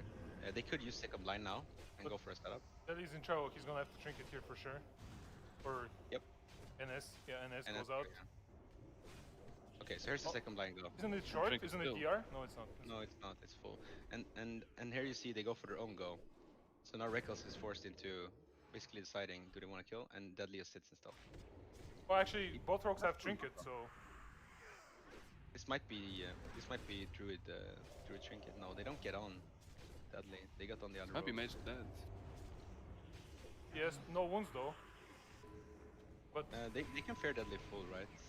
I think so. I think he just got kicked and had to fear. Deadly trinkets here. Second block. And this is kind of like they do get. Yeah, but then you fall behind into two rogues and. Yeah. Deadly's just eviscerating him.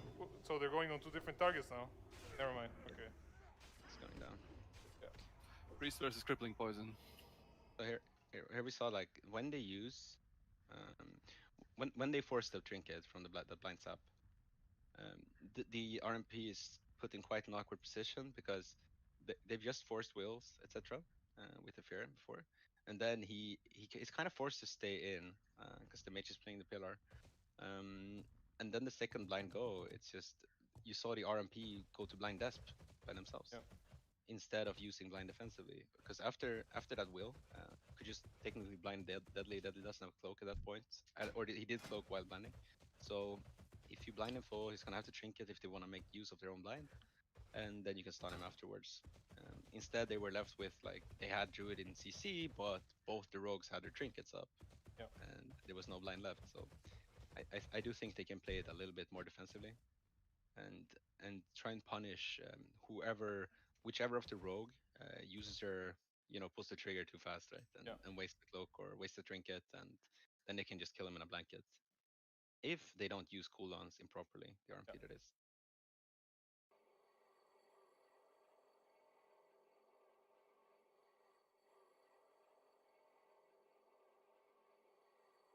Well, I mean, also like another problem is basically that the positioning by the RMP at the start, like the mage is not trying to blizzard anything out. Like he's not trying to put himself out there. He's basically standing on top of the priest, and that's kind of like when you play DPS, you really don't want to stand on top of your healer, especially against two rogues. Yeah. Like they basically don't even have to step to kick this priest or stun him or anything. He's just stuck right next to his mage. Like you saw, he tried to go in the open, and that could just mean he gets cloned at a later point. It's like just like same opener basically. Deadly Wills, Wins decides to sit. He gets kidneyed on top of it. No wounds though. Okay. So here I would like to see the mage kiting away. Okay. Looks like Deadly's full blinded, but again, just Boogie sat the blind though, and they didn't get anything with it. Really good for the RP, and they get full blinds up on that layer. It's not full maybe? No, it's short actually. Short, but yeah, okay, so this is... They kind of threw their advantage a little bit, and now Deadly can split this, because he's Nova'd also. Including chat and everything. Gets renova'd. He still has will though. No, Azio is doing a good job kiting this one. He still hasn't blocked. I guess he's gonna need to do it now. The overlap trinket, and his cloak and vanish. Capturing and then there's the overlap everything. So technically next stun, Wins vanishes again. Yeah. Technically, just you think they can win? Yeah, just next go, just on any rogue with blanket on druid can technically be. But here Boogie is full stunned and they're just trucking into him, and there's no way he lives it. Yeah, you can't live cheap kidney. Yeah. So with the RMP should, one of their main takeaways from this game should be their defensive cooldown management. So we saw Boogie PS Asiel, and Asiel was still forced into the block because, as we spoke about earlier, Mortal Strike effects is such a huge deal in this expansion, and especially for Priest, it's kind of no way to heal through it with being mana efficient. So I would have much rather just seen an earlier block when you see 5 wounds and you cannot guarantee the kiting. Just try and block and top him, because else Priest becomes a very viable target. Priest with a focused will, and if he has PS, can definitely live long enough for the RMP to peel. But now they were able to do a go on him without trinket, with a guard into kidney, and there's just 2 rogues trucking you. There's no way. Yeah. Well, that's the end of the tournament live for Final Dream. And now we're gonna go into. Yeah, and I think they got a pretty rough bracket. So then they play versus one of the better RMPs, and then this kind of rogue stuff, which a lot of people don't know how to play versus. I mean that shit used to be like, for the people that play retail, like that was a really good comp back then. That was, Happy Minty style.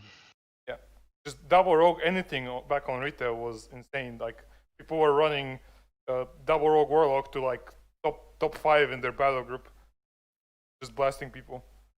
Yeah. So, yeah. Exactly.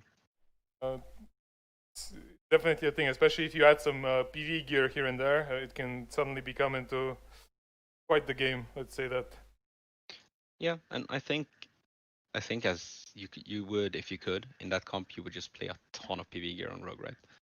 Well, not necessarily, because technically, like, just as long as the 2 rogues are on the same target, that target is fucked, and maybe it's good to play this type of gear. Like I think basically, the problem with rogues basically is that like they just scale really well with PV gear. They actually just don't need resilience, like for the most part, like compared to other classes. I mean, not at all. Like, of course, resilience is still really good, but basically the problem is that like, on one hand, PV gear makes them scale like fuck because they have all these percent modifiers, just like lethality with crit damage modifier.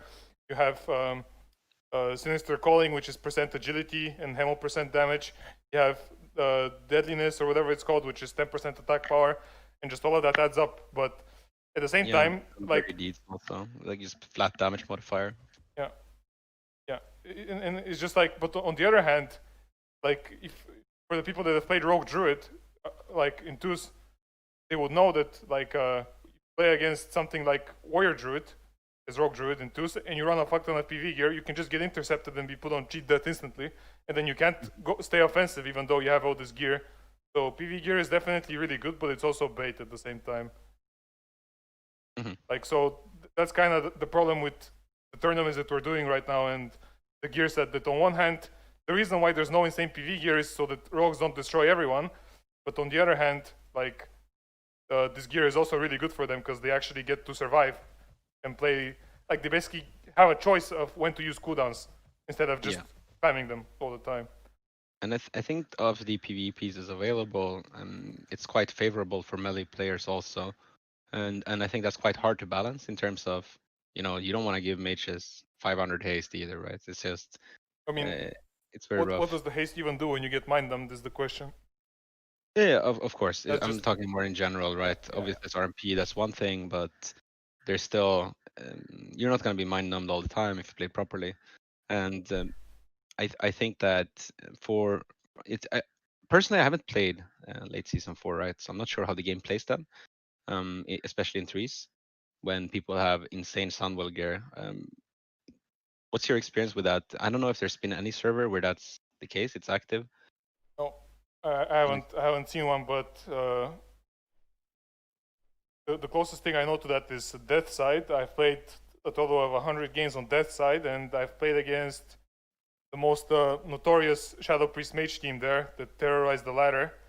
And the Shadow Priest there plays with 500 resilience and 14k max HP, and the mage plays with 200 resilience, 400 haste. Yeah. And I played Priest Rogue into that, and I literally like killed the mage in 3 globals with default gear. Like the Rogue I played had the same gear as this one here, just season 4.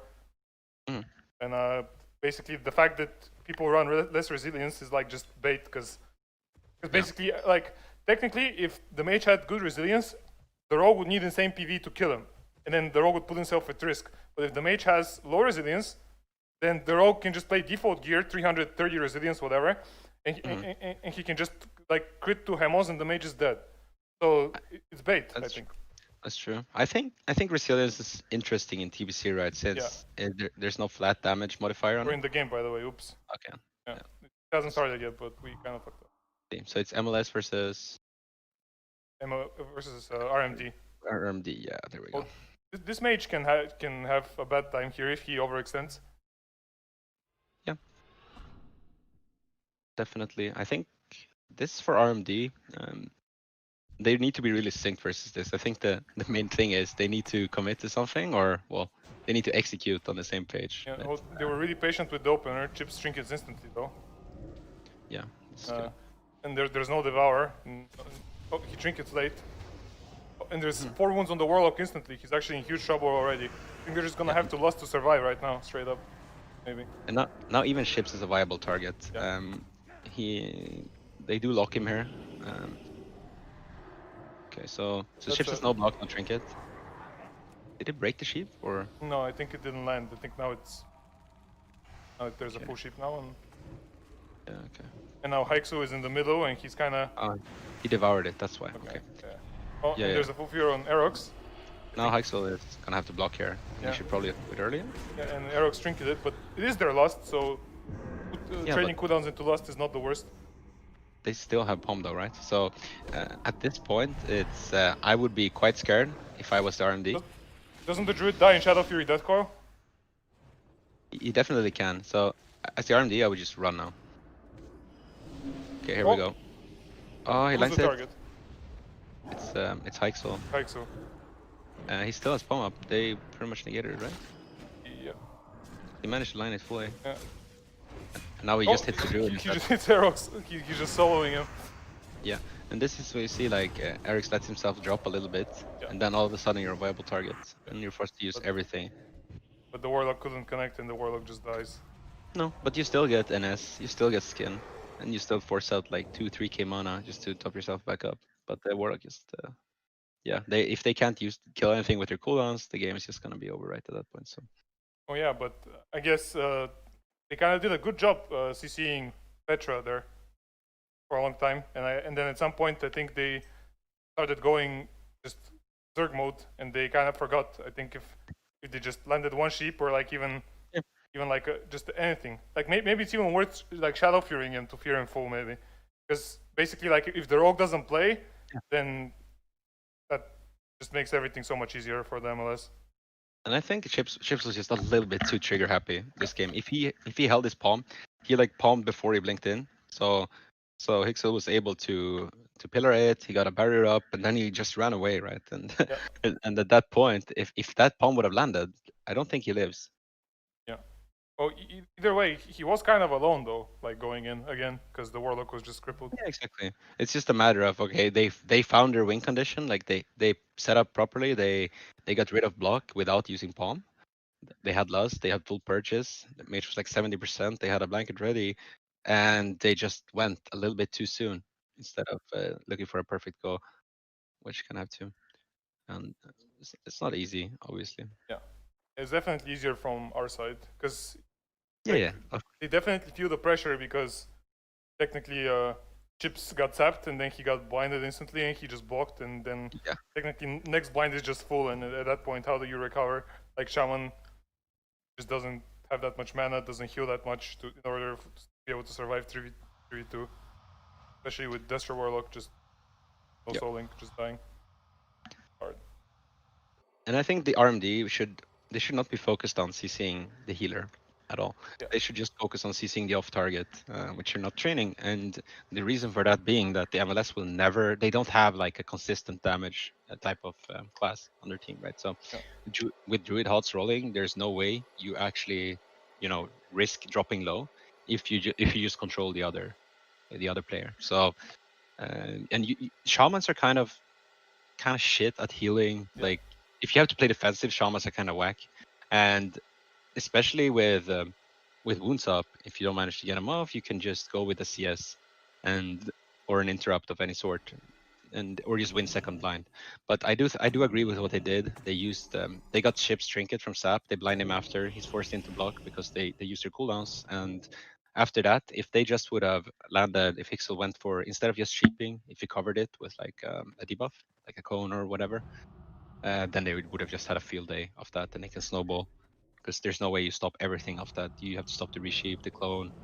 You can even go in, you have charge after, CS, etc. Oh, it looks like Petra gets found, but Chips missed his Nova there. I think he didn't realize it. Yeah, at least he has trinket though, right? Yeah, it's definitely better than last time, and Petra is already feared. He decides to will instantly. Haiksu already got an nest. No, it was Swiftman. And we're on Odd Waffle again. RMD. Enter protection gets procced, not sure how, I guess Fire Blast. Oh, and Aerox is already getting checked a little bit here. Don't stand in the middle, my friend.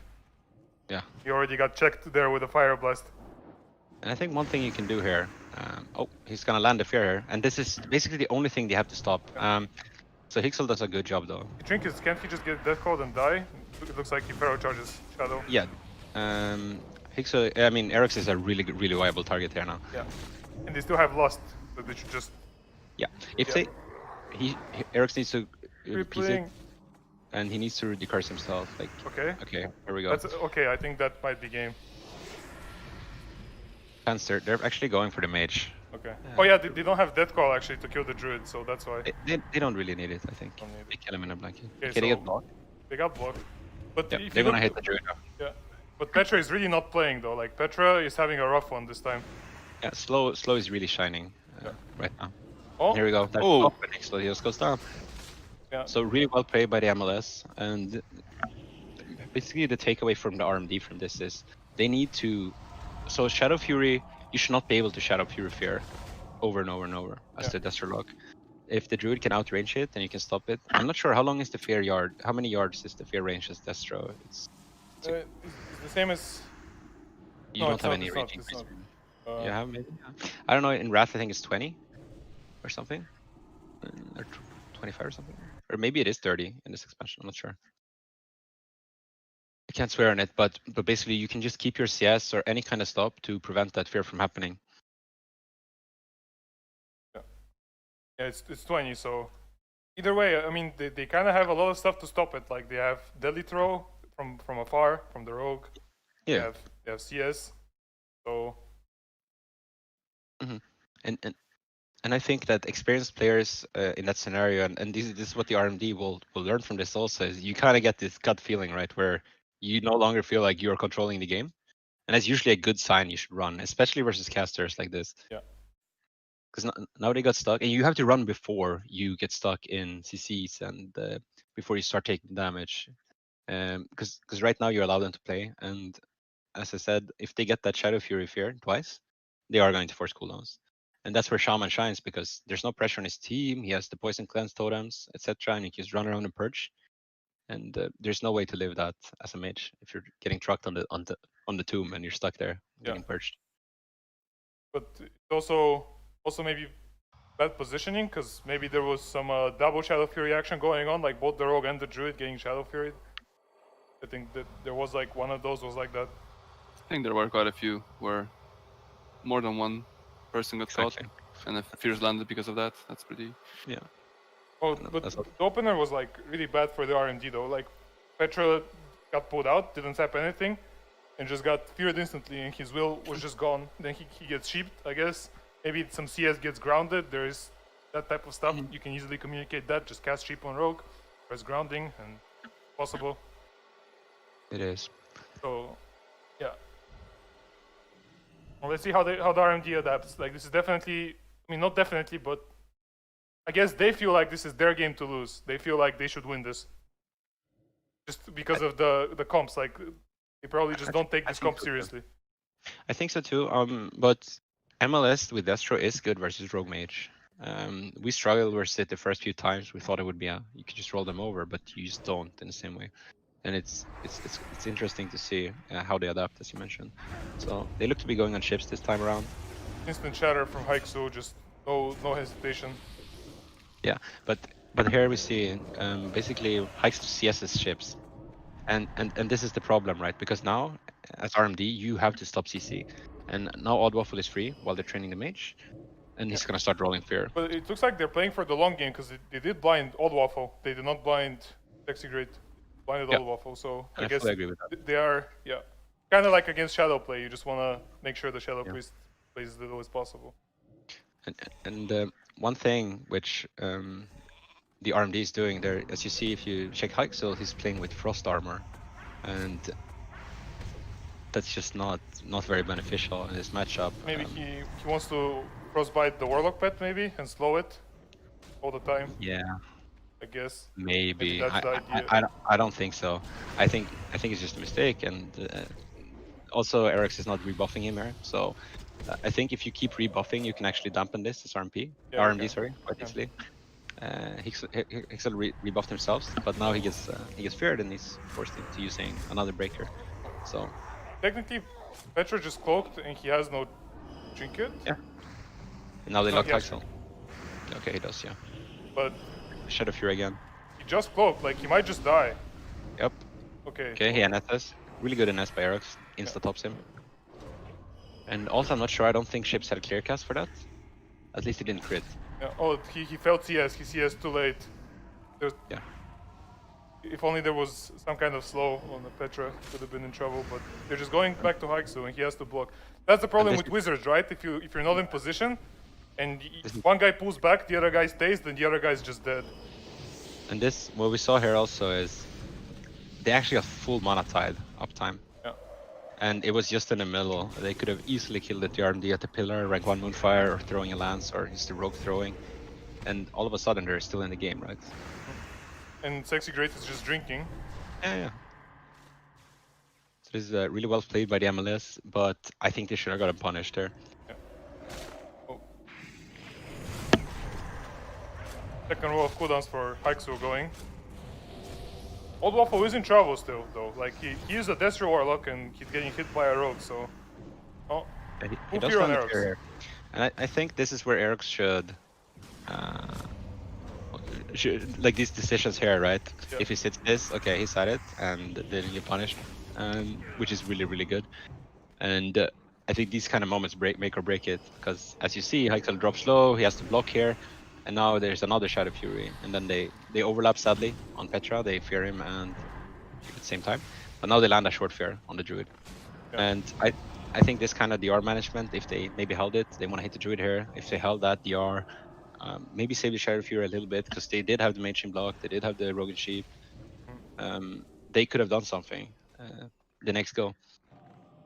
Now RMD is back to running, and it's going to be quite rough for them. Yeah. And Okay, so Aerox is zooming. He has no innervate, so this can be bad. Yeah. Also, Hykesel really needs to help decursing his own team versus these kind of comps. Yeah. And Yeah, even this Curse of Weakness kind of puts that rogue at like Scuffed Season 2 gear level of attack power instead of what he currently has. It's huge, yeah. Oh. Petra gets Shadow Fury out of Terror, he wills. No Shaman is drinking, so this is absolutely huge. If he can keep drinking here, I'm not sure. The Warlock's taking quite a bit of damage. You see Petra, he has some procs up here. Petra is gonna do massive damage if he can get some uptime. Yeah. Warlock ratioed, so out of this you have no wounds, but... Oh, and they're just going on chips actually. They're just... I guess at this point they're just hitting whatever they can. Yeah, but Petra is stuck in a full fear. Yeah, and then a full sheep after that I think is gonna be. Oh, Chips is just drinking and eating. Yeah, exactly. And this is just experience, right? You see Chips, he's played a lot of other expansions at a high level. Well, Hykesel is getting an Evo though, so this is not for free. Like, Hykesel is good on mana right now. It's gonna be good for the rest of the game. Aerox has to trinket this. And that call will be up before Aerox has trinket, that's worth noting. Or Hykesel might just die here. Warlock is recasting into him. He's dead. Yep. And I think this game is just the RMD, like there's very, very small things they need to change in order to come out on top of this. So main thing is, if they play this playstyle, which is very defensive, you need to stop Mana Tide, you need to stop drinks. And if you don't do that, you're gonna be fall behind. Also had Hykesel used Mage Armor from the start, he would have been much better on mana. Yeah, that's for sure. This game around. And also they kind of waste their first pet. It's also good for the MLS. Basically, Ships just popped off on it. He scorched it a few times. They didn't heal it, and the pet. I've noticed a lot of TBC players. They don't use any kind of. They don't track the data for damage, like recount, etc. in arena. Yeah. I'm not even sure people know you can track hostile targets and stuff, but it's very beneficial. Yeah. But if you track and see how much damage the Mage Pet does, Mage Pet is basically like the gargoyle of this expansion. Yeah, it is. Yeah. And especially on Endless, I don't know if this was the case on Wormin, but the pet can crit. I think it could on retail also. So. Yeah, there is some footage of it critting, but I think there's some questionable stuff there, I think. Because either way, even if it crits, the crit modifier is actually some random stuff. It's not actually like a real spell crit modifier. It's like the bonus damage is not as big as like a normal crit would be. Like weird. I'm not sure if anyone has some data on that. You hit us up. You're interested in fixing stuff. Yeah. Wrong, we fix it. Yeah, and as I mentioned though, it's the damage the pet puts out. It's huge, and you really notice the difference from the healers that understand it. And you play with a priest, he puts a shield on it. When like a rogue tap targets it or a warrior tap targets it, all of a sudden the pet still lives because they don't want to overcommit into it. They just take these free kills whenever, right? And if that's the case, instead you're doing the reflective shield damage, and it just swings a lot. Yeah, well, seen the lock as well. Just instantly kill the pet one time. Of the enemy mage. Yeah, exactly. They killed one each, I think, and it's just it's very good. Oh, so it's also really easy for them though. Like just a fire blast and a backlash, and it's dead. Exactly, but you can also, as you spoke about earlier, Blaze. It's just a lot about when do you pop, in which situations do you pop. If you do it when you have pressure, that's not gonna be their main point of focus. They're just gonna stick to going Warlock. He's already sheeped. That was really fast. Yeah, they actually got a sheep off. And Hykesel wasn't in line of sight to stop it, so that's a mistake. I guess they weren't on the same page. Are they committing? Are they not? Yeah. And that's a wasted sprint. That's the stuff that adds up. This rock has no sprint right now. Yeah. So one thing the RMD can do in this matchup also is Frost Nova is basically like a full CC on the Shaman. Yeah. So if you pet Nova the Shaman loss, he will put. Oh, here we go. There's the pop. I think he's locked on Frost. That's why they did it. Yes, and it just goes down. Who's down? Well played by the MLS, and they just punished the RMD through solid play. Well, I think at this point, like this game in particular, it kind of looked like the RMD was just scared. Like, this Warlock gets opened, it's a Destro Warlock getting exposed armored, and like the mage is already lining. Like Haiksu is already lining, even though the Warlock is stunned. Like they basically don't get to do damage at all, and the RMS can just run around all game. They basically run around, they pick any target. Just every Shadow Fury, someone has to use something or they die. Yeah, and I think that's the thing, right? I think into this, you really need to play smart with your CC and your stops, and you need to think, like, especially when everyone is at the pillar, you need to rotate stuff. Like if they sheep your rogue for free in the start, you're doing something severely wrong, and the MLS just gets so much leeway after that, where they can do whatever they want, right? They can just purge them up fully. They establish some pressure. They're on the back foot. You don't want to get stuck on the pillar with a mage lock and shaman just running on top of you. But also maybe they shouldn't, like the RMD shouldn't be that scared, as you said. Like Frost Nova is like a UCC on Shaman.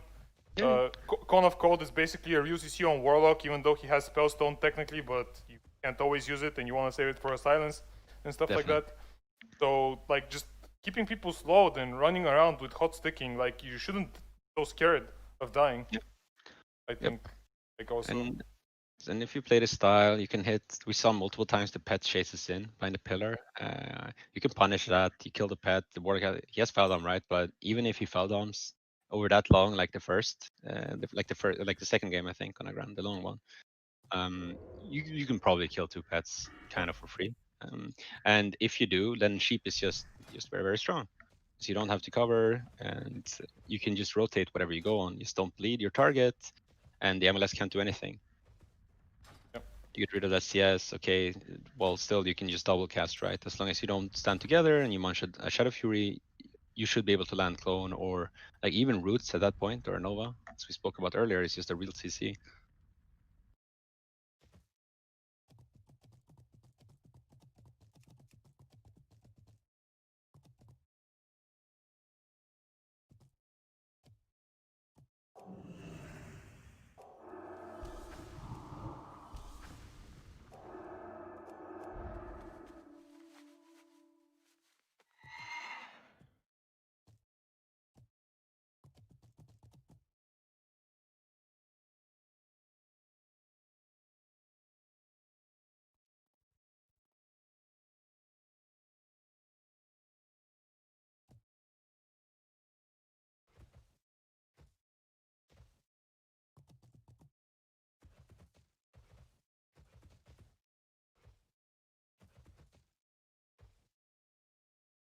Rivah and Stefan. That's a big game. It's gonna be interesting. So what's your guys' take, both Jerry and Blaze, on this matchup? RP versus RMP? No, it's ROP, yeah, right. Yeah. I mean, I have my own opinions about this matchup. Like, yeah, that's what I'm interested in. If you ask me, like, you would have to pay me to run ROP in a tournament. I would never do it. I don't think it's a comp at all in the game. I think the comp is basically just a comp that you run on ladder to stomp people that like are noobs. I think, because that's it. I don't think it's a real comp if you ask me. I mean, I know that the players on that team can definitely make it work. I'm not discounting them, but if you ask me, like, that's just not a comp, especially for a tournament environment. Would you see, like the last tourney when they were able to swap to offlane? Yeah. Do you consider it viable at that point, or because as we saw, they did run over a lot of teams at off? No, I mean, it's technically viable, yeah. Like Rogue plus Warlock, if they get to hit something for 10 seconds, it's gonna die no matter what it is. Even if it's a fucking raid boss, it doesn't matter, it's dead.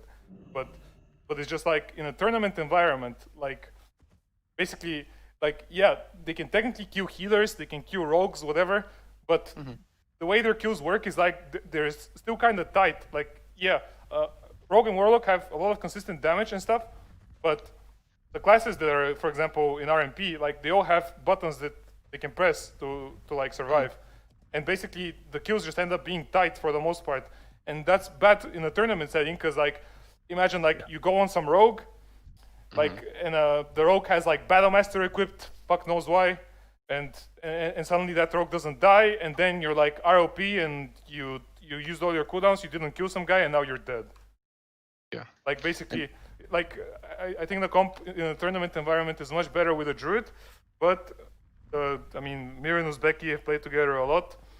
They're some of the most active players, and they're some of the best players. Let's face it. So they can, and Tazar also. He's playing for a long time. So if there's someone to make ROP work, it's gonna be either Mir and Tazar and Uzbeki, or someone like.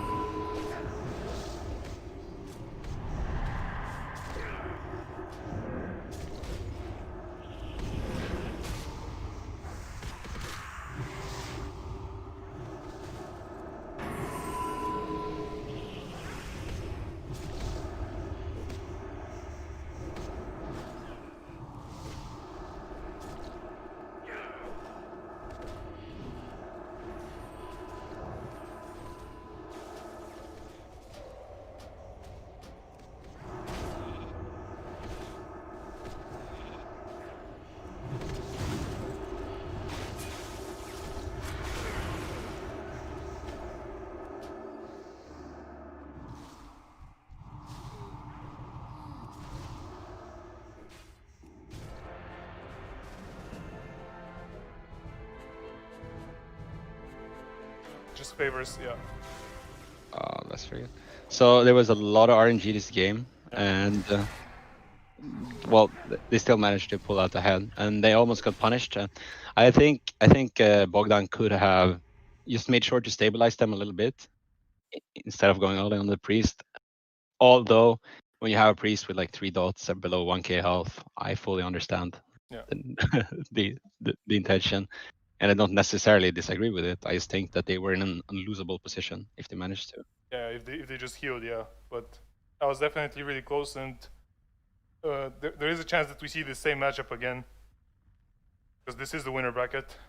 So yeah, there is definitely an opportunity to see the matchup again.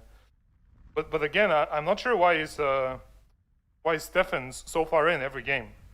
I'm sure that he's supposed to just stand behind his mage. Yeah, and this is what they've been getting these few games, right? They actually do get a few dots up, mirror opens, he gets exposed up, and then he manages to vanish off. They get PS and massive pressure. I'm not sure if Stefan is dispelling himself enough either. I saw that he tried towards the end, but I guess he just can't play the game half the time. If you think about the amount of time it takes. Frustrating to get trained by that also. Yeah, well, I think it's just like if you just think about it, right? Like, let's say you have PI or something, like every global is like 1.2 seconds or something, or 1.25, whatever it is. So like you need to put like shield bomb renew like instantly, like the second you can. That's already basically like close to 4 seconds of time, like so. And then by that time he's already like blocked or silenced by something, or like exactly. Like basically.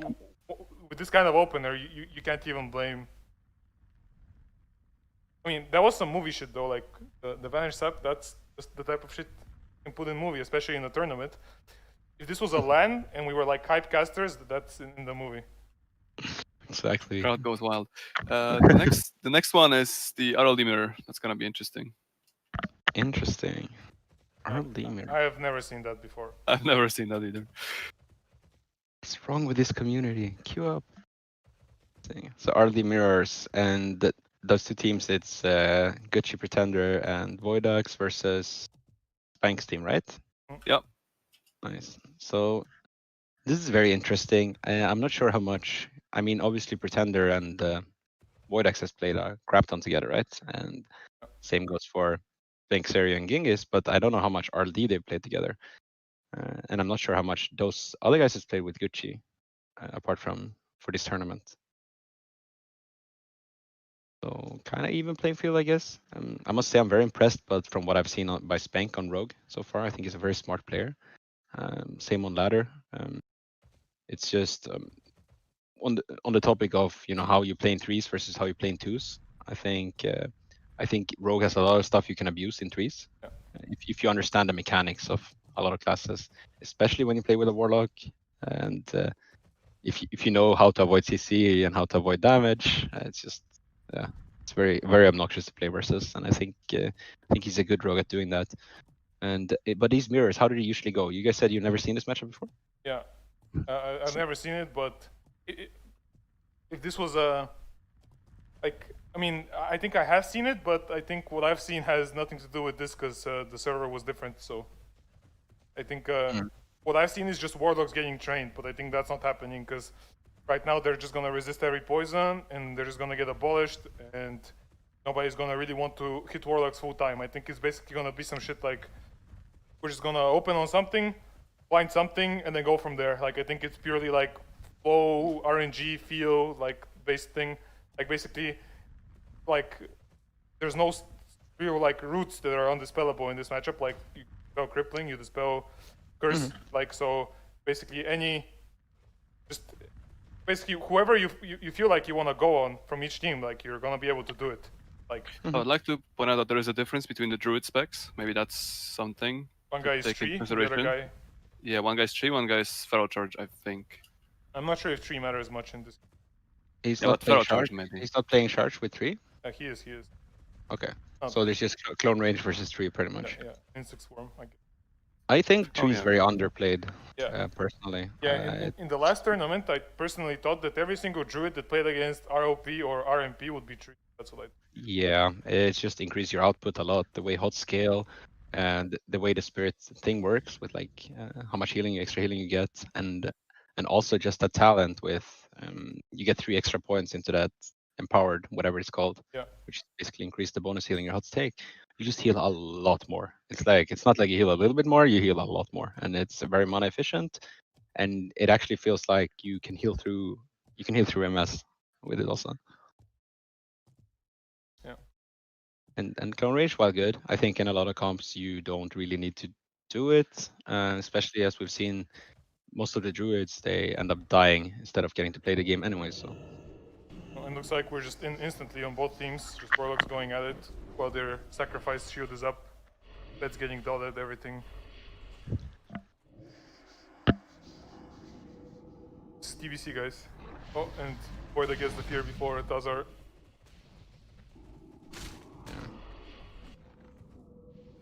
Looks like they're okay. So Pretender gets sapped.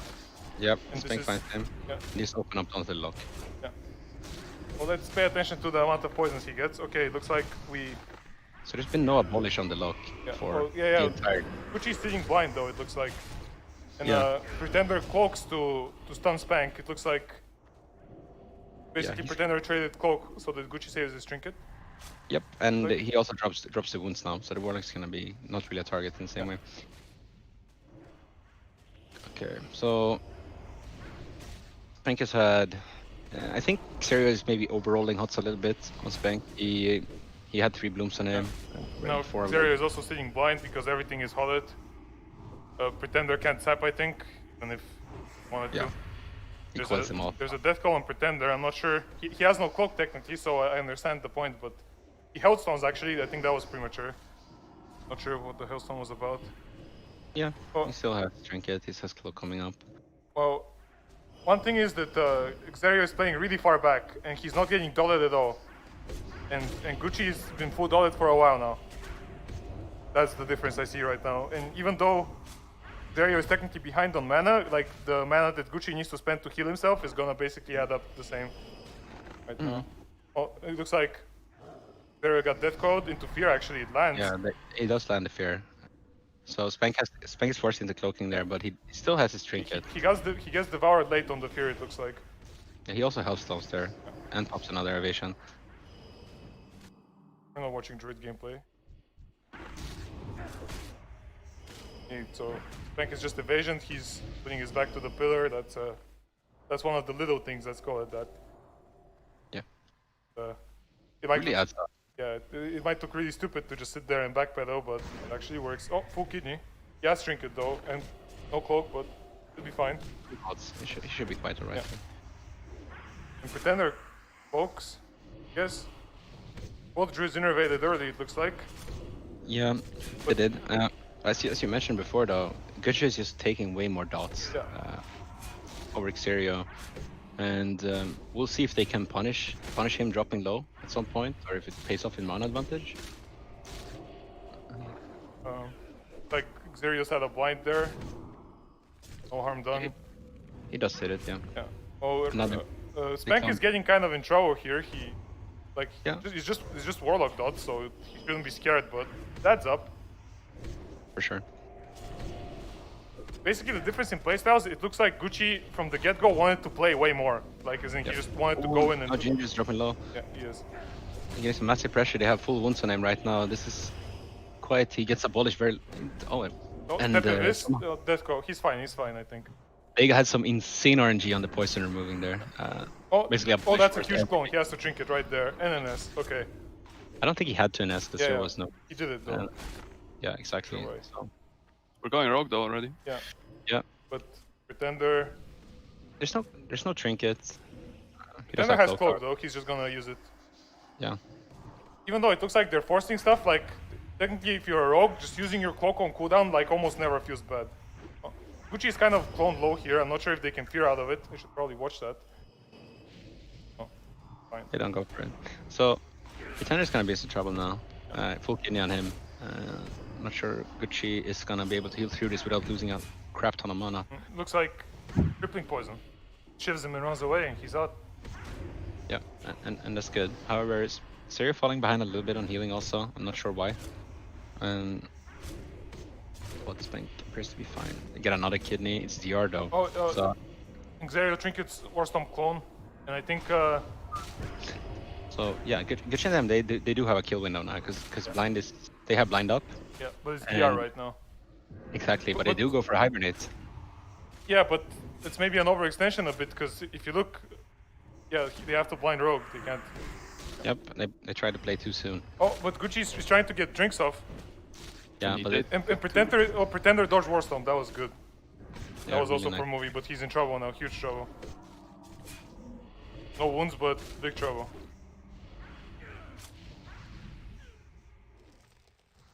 Okay, let's see if he can get away here. Yeah, he gets away there. He's just hammering pet. That's the only thing he feels like he can do. Gucci's just greedy. And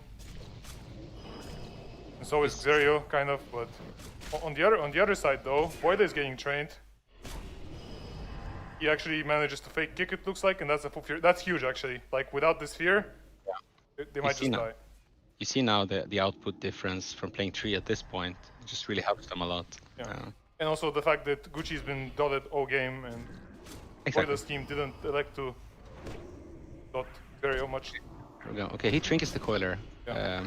Pretender, to get on this. It's kind of like their last shot, killing something. He cloaks offensively also, and then we see Spank is all over him now. So I don't think they have enough mana to spell him. Yeah. Okay, so here's Spank. Yeah, if he lands this kidney now, he's gonna gouge into it, and he's just gonna go down, I think. Never mind. How did something break the gouge? Not sure. He gets that's back in now. Yeah, Pretender's gonna go down. Unless he plays with Battlemaster or something. No. Okay. Yeah, and pretty interesting matchup. It looks like whoever just Pv'd more and dotted more people just ended up winning in the end. Yeah, it's definitely seems to be the case. I'm still torn about how you should blind this matchup. It seems like none of the offensive lines did anything, and they ended up like blinding, defensively a lot of time anyway, like blinding cloak. I do wonder if it's smart just hold it for the rogue for cloak, and getting rogue's trinket out of the way over and over. Since rogue does seem to be the most consistent target. And I think you run a higher chance of, like, if the druid plays properly on the rogue, you should not be able to land a full kidney on the rogue while having the druid in a full blind. There's just no way if they play smart. And Xerio and Spank is not going to let that happen if they have the chance of, like, if they don't have any breakers. So I would like to see that a little bit more. And I think also they did force a lot of stuff going on the Warlock. Not sure if it's a bait, because he had buttons to press and they stopped him. I think a lot comes down to these abolishes also, that you saw when they were on Ginger's there and he had to trinket an NS, abolish dispelled every poison for like 5 or 6 times in a row. And then they go before that, well, he was just stuck at 5 wounds for a long time. So it's a lot of RNG based on that also.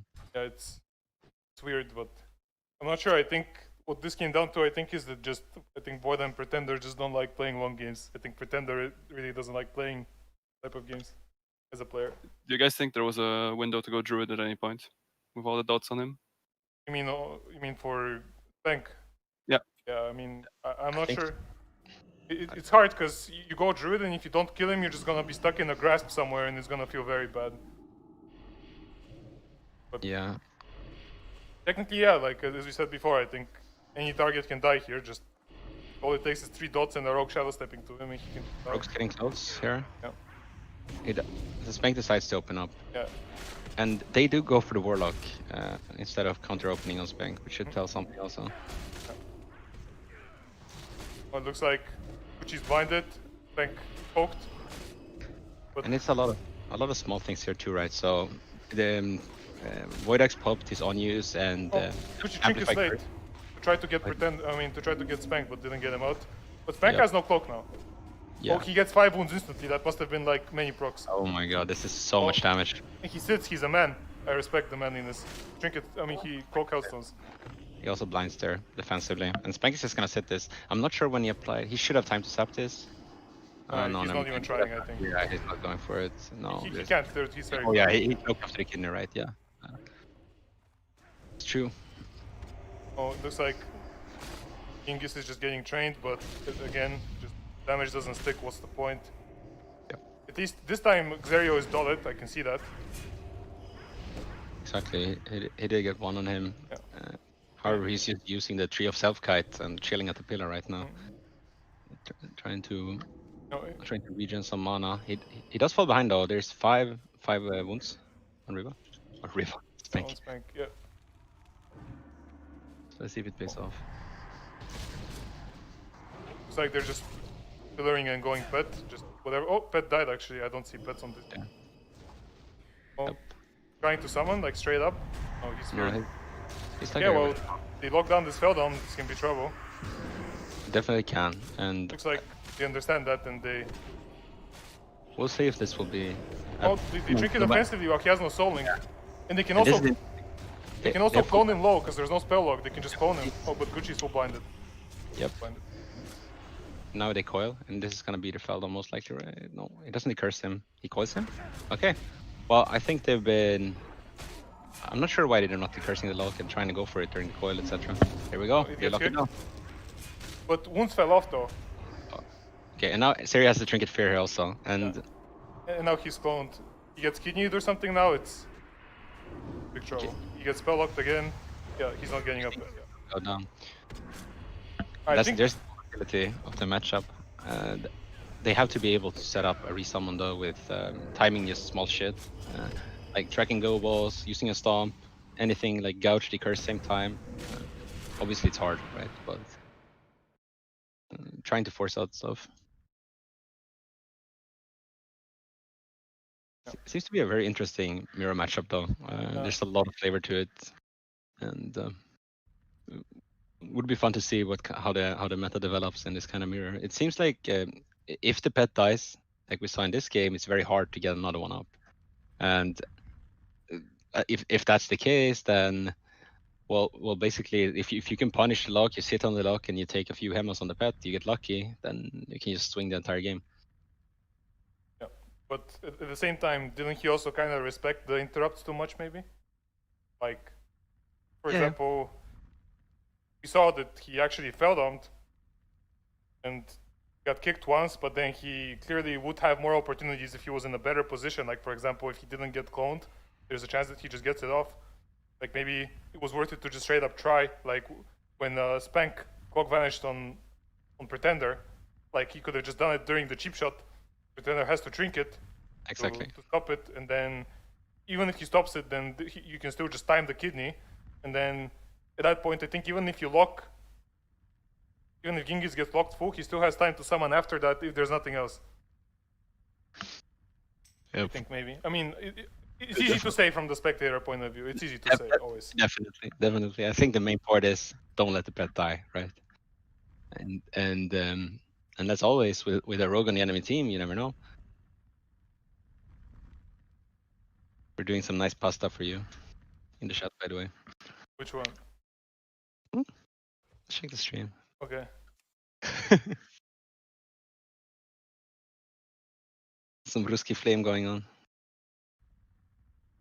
I don't know, but there's a guy called Garbo Dog, but like he actually rebranded to USB. Just like, why would he do that? Yeah. What kind of rebrand is that? Exactly. USB. USB. Looks like we're back. A little break. Yeah, I think if teams actually want to kind of utilize breaks, I think we don't mind waiting like a few minutes just in games. Like people seem to just be chain queuing and fuck it, but You gotta consider the multiple nationalities that consider time in different ways, though. So if you tell, for example, my dear friend Mirok, we're gonna take a small break. The Spaniards take long small breaks. I think there's a Serbian that says AFK, I'm going to eat, and then he comes back 5 hours later and he says sorry bro, I watched the movie. Exactly, bro. Yeah. You can't hate the guy for watching a movie, right? So. I mean, no, it's just you wait 5 hours for this guy to come back just so you lose every game because he's bad. I mean, not Mirok, I mean the Serbian guy. No flame. Yeah. Serbian guy is bad. Okay. I mean, I didn't mention names, so. Sure. He doesn't play this game anymore. He logged the server's PTR for 2 minutes and said this server sucks and just never played it. Interesting. Yeah. So for anyone that wants some sick drama and wants to call out base, you can scroll up a long way and then there's Discord. Okay, so we see the same kind of opener ongoing here, whereas Spank's team counter opens and onto Pretender, and now Pretender blinds Rogue instantly. So this I like. Yeah, so... And Gucci just sat blind, of course, he doesn't care. Gucci. Exactly. So they actually got rid of a trinket with the blind, which is more than we see in most games, yeah. And Look at him spin. now also they can actually go on Spank. He's a very viable target. They have full wounds on him, and he does kidney though with this. He gets fared on the kidney, which is really good. Spank can take a lot of damage now. Like, Pretender has full combo points and full energy on him. He even slices and dices. He just wants to hit whatever's close to him, basically. Yeah. Yep. He's like a warrior. Like, Pretender's playing like a warrior right now. Yep. And let's see, both rogues have a lot of wounds. He does get cloak from him though. Yeah, and Gucci's getting death code and feared, that's why. They're doing a go, but Gucci trinkets because he sat blind. And NS is also. So what this means is that they're playing off script now though, right? So they're gonna be able to blind him quite soon. Oh, it's a druid go. Yeah, it's a druid go, but he has trinket. But they have death go, I guess. They do coil him. I don't agree with him. Yeah. Let's see if I'm wrong. The cone is okay, but I think they're gonna have ways to stop them out of this though. Yeah. Here. Okay, so Bmgus doesn't land the banish. He gets low. I don't know, Pretender is just sitting everything. He just doesn't care. Like, it's like none of this affects him. Yep. So I think he was blind the first blind now. I think Pretender has the first blind. But both of them do. Yeah, just blind of the blind. Yep. Yep, exactly. But Pretender isn't Fairy Fire. I think he's hitting this pet back here. I think Pretender just mispicked his Hellstone at full HP. I saw that. That's bad. Got him. Okay. So let's see, innovate. So it seems like Gucci is... Oh. Spank is rooted, he cloaks, but he still doesn't have step, so he's not gonna play for a while here. Yeah. 3 stealths in front of their face. Okay. Interesting. So they do get some good pressure with this though. But again, Pretender just seems like he doesn't care. He's never gonna trinket, he's never gonna do anything, he's just gonna cloak right now and that's it. Yeah, and they are getting a lot of pressure out though with these goes. Since Gucci's daughter also, they're rolling quite a bit. Yeah, they did get some pressure onto Ginger's pet there, but he managed to save it. With, and Gucci actually has no innervate, and he's still not equipping a Spirit Staff right now, which could be a mistake, like in the long run. Just kind of watching rogues hit each other, and Gucci's just getting dotted and going slowly. Do we see a charge onto the fear coming out from Boydax by Sirio, and Sirio is doing really well on mana. Yeah. And Pretender is just in trouble all game. He's gonna trinket this kidney, I guess. Yeah. But it's just gonna go down. There's too much damage. I think they got baited by going Druid, and that was literally like a cloak vanish by Pretender. I think swapping in TBC is a bait most of the time. Not gonna lie. Yeah, for sure. It's It's a scoreboard intervention. Okay. Did it. I fixed it. Did we though? Let's see. Okay, we're staying on the same map here. You guys like Migrant. To be honest, I thought they updated it and everyone was trolling.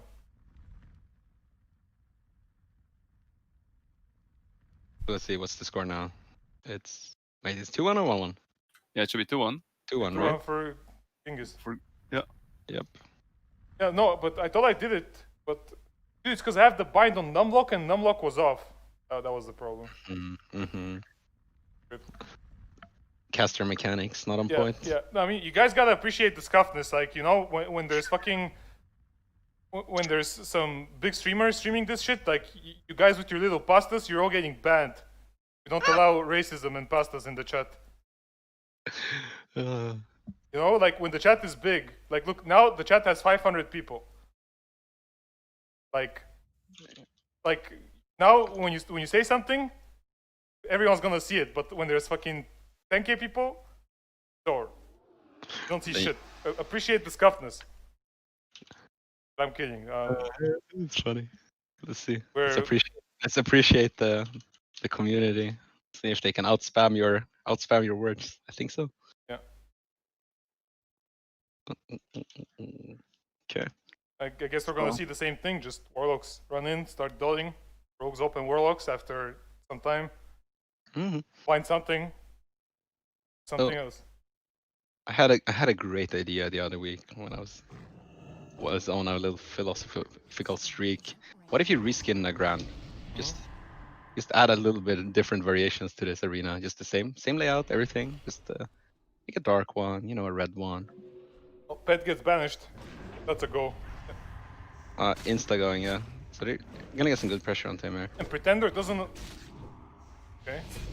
He does get kicked though on the fair by Spank. Okay, both druids are sitting blind. Interesting. Oh, Death Calling Cloak. Unlucky. I think they did something on Gucci because he could not sap him off. So he's forced to sheep shot kidney. Okay. So now they're going on rogue without stuns. I'm not sure I fully agree with this. We just see Pretender kiting back. What's happening to the rogues here? And there is just again tries to restealth and cheap shot, but not. Insta wound proc on kidney. Frank is getting a lot of wounds all the time. Nope. Presses a shield. Yeah. Ammo doesn't equal damage always, guys. Sometimes you gotta shiv. Whoa. Oh, That's healing.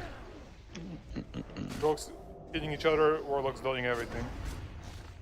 Yeah, and we still don't really see the triple dotting coming out to its full effect so far at all in this matchup. And I wonder why that is. If it's because they're forced interfering more, they're trying to make plays with the banish. And now they actually land a full fear onto Syria though. And he's feared in travel. I'm not sure why he doesn't cancel travel. I guess he wants to get feared further away. Maybe in the heat of the moment, it's hard to think about that though. Oh, and Spank gets cloned semi-low. Let's see if there's anything out of that. They don't really have wounds though, so we'll see. And they also interrupt Boydux afterwards. Just back to the pillar. Oh, he tried. Nope. See, Spank still has cloak, right? He does, so. There's gonna be a step kidney coming out here anytime. And he has the trinket cloak, and he gets blinded on it. So this is interesting. Let's see what they do with this. They're just gonna go warlock, or are they gonna sap it though is the question. He does have prep, I think, so they could. They're not doing it. Nope. Looks like they just wanna rot all of them. I don't necessarily disagree with this. Spank is a really good target now if they can, fair him up and brew him up a little bit, which seems to. Oh, Spank still had deadly throw combo points all that time. They do land a pair on him though. Oh, in this game, Gucci is doing way better on mana than last one though. Yeah, and I think a lot of that is that they've been able to reset the wounds a bit now with full CC on Spank. He's also just playing way further back and he's lining all the time and he's never getting dotted. Also. Yep. And this is a full fair onto Spank. Let's see if they do something off this. It does break from something, I'm not sure what. Very interesting, it broke very early twice. Probably some bad RNG for Pretender's team. Now rogues are just gonna hit each other again, trade kidneys. But Gucci's team is coming out ahead on that, from all of this. Oh, that's a bash. That's good. It's gonna be a Warstomp clone. He's gonna land. He doesn't want to risk it. He doesn't want to get blocked. Yeah, and they do force cloak with it. They do. Well, even though technically charge bash is expensive, I mean mana wise, just having to press Swiftman and all these hots by Xerio is just. Yep. Yeah. So this time it looks like they're just coming in with a plan. I mean, more than Pretender. Yeah, they're playing it a lot better this time, so let's see how their defensive play is now. And they're just literally hitting whatever he can find. Which he's drinking just in the middle of the map. And they basically used that pet dying for some drinks there, but Terry also got some ticks. It's like a BFA game almost. It's like a real 3v3 arena game. Yeah. It's interesting. Yeah. Fun to see, actually. That's a full kidney. And Xerio did trinket blind there. And I think he's gonna be able to keep the blooms of this. He refreshed them just before. Then there's blinded. He trinkets late a bit. And And now Gucci's... They're kind of equal on mana again, basically. Yeah. Who has Innervate first, though? Like they're about the same. Zero has this first by a bit.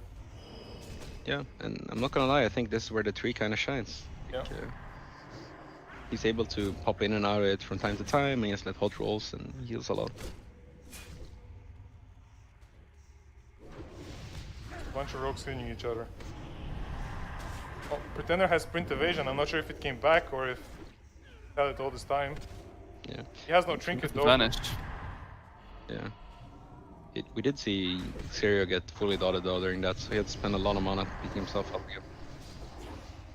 Looks like they're setting up for a... Let's He go. cloaks, He has he cloaks devoured. he cloaks the coil and gets devoured on it, yeah. I mean, he cloaks midair and then he devours it. It's really good play by the roguelock. Oh, and Gucci's just dying to dots. Like he's just gonna die here, I think. Spank is on him. Yeah. And he's rooting, I'm not sure why. Yeah, Shadow Bolt proc. Just dead. Yeah. Yeah, and that's what happened when you somehow let rogue free on the druid for a little bit. Yeah, It's too I much mean, damage. He was already really low. Kind of didn't catch that. But yeah, that's gonna be... And well played by Bmgus team for this. Definitely, it's. I think these matchup. They look like it looks like very, like kind of fair. I guess there's a lot of things you can do. Pretty sure both teams feel there's stuff they can improve and then do different for the next time around they play. But in the end, Bmgus team pulls off, and they are in the, let's see, upper finals then, or Yeah, they're gonna play against Mir, I Mir's. think. Do we proceed with the upper finals now, or do No, we I do the think- lower bracket first? Yes, I guess we Sure. do the lower bracket, right? sure. Don't wanna know who's in the final yet. Yeah, the suspense. I mean, I think real tournaments do this because it's like viewership and shit. You're... What's the first matchup now? Is it RLD versus the Rogue, or is it I think MLS that's- versus RMP? I think it's the RMP versus the MLS, yeah. Right. And as we spoke about earlier, Rogue Mage into Destro Mage is not that easy to play. However, they're stuck playing Palm, right? Because of this ruling. So I think that's pretty good for the RMP. Yeah, and they're stuck. I think the fact that they're slow means that there's no blazing speed there, and Yeah. but I think RMP probably goes Warlock anyway. Probably, we'll see. Yeah, I think they're gonna be looking for a way to get chips stringed out of the way with Sap early, and then if they blind him, that's actually quite a decent reason to swap though in this kind of matchup. However, the Destro team, they can kill whatever, right? And I think usually what I've seen them do versus RMP is they punish overextending priests a lot, and because a priest, if you don't pre-PS the blanket and you take like bomb and any kind of damage from the lock, you're just gonna go down. Yeah, that's unexplored territory, these matchups. But Exactly. anything can work. We didn't think they would beat RMD, and they're here. They even killed a Warlock against ROD, so anything can happen right now. Champions of the people. Yeah. Have you played? I mean, I'm not too up to date with the later WoW expansions, but I know you've played like tournaments once. And have you actually played on LAN? Like some regionals or whatever? Offline. Yeah, I have. I played regionals. Yeah. And have you played like in front of a crowd and stuff, or like with a lot of noise? It wasn't a lot of noise because we competed in Ukraine, in Kyiv, in Navi's home field, like the cybersports arena. I would say, I don't know, it was at max a couple of hundred people there, but it was a really fun experience to do. The tournament was pretty scuffed because they sucked at organizing, frankly. So our first game we played versus Boyke, Was, and Raikou on stage. We were like the first series of the tournament. And it was also at the release of Legion, where we qualified in WoD, but had to compete in the next expansion. And they changed it in the start of Legion. They patched very frequently, like in the start, and so you could like go from playing a super strong class and it would just be like not viable at all the week after. So there was some big patches hitting right before, so all of our practice pretty much didn't pay off. And the first game they forgot to turn on the AC, so it was like 1,000,000 degrees on stage, and you have like cameras in your face and stuff. But it was a really fun experience overall. Sad to see that. And then we had some DCs on stage, PCs crashing and shit like that. So it was a tilter, but it was fun. Yeah. And the crowd thing wasn't for me the big thing. It's just it was all the lights and the cameras, and you just it doesn't feel like playing at home, you know. Yeah. What I meant to ask is, what's your experience, or not experience maybe, but like, is it true that the reason why WoW, like a lot of people I've heard say that WoW kind of sucks on LAN because there's crowds and like you're supposed to fucking communicate and stuff based on what comp you play, and you're supposed to set shit up, and like I guess the like one of the best things you can do is just play some cleave where you just fucking jerk something instead of actually trying to play online. Like I've heard that that's a thing. Basically, that teams that require more coordination are not favored because of noise and stuff like that. I think it's mostly about you're not allowed to use add-ons offline, which I think favors cleaves for sure. a lot. Less so now, but yeah, not being able to track DRs and trinkets. You can track trinkets now, but not DRs. I think that's a big thing. So let's see, the game is underway. Oh, and somehow Chips did. He just runs right to him. I think his Invis broke at the same time. Yeah, it looks like Chips. They do get combat. And they're opening up onto the mage. He sits and start.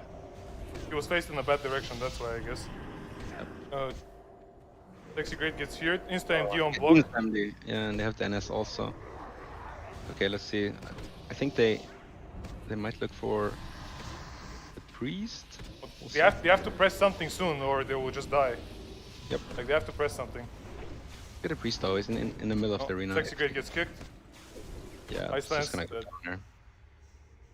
Yeah, he ends up popping. Yeah, that I think he might have had to trinket blink in the start. Yeah, he was faced the wrong way. It was bad, but yeah. There was an insane MD coming out of Stefan also. Yeah.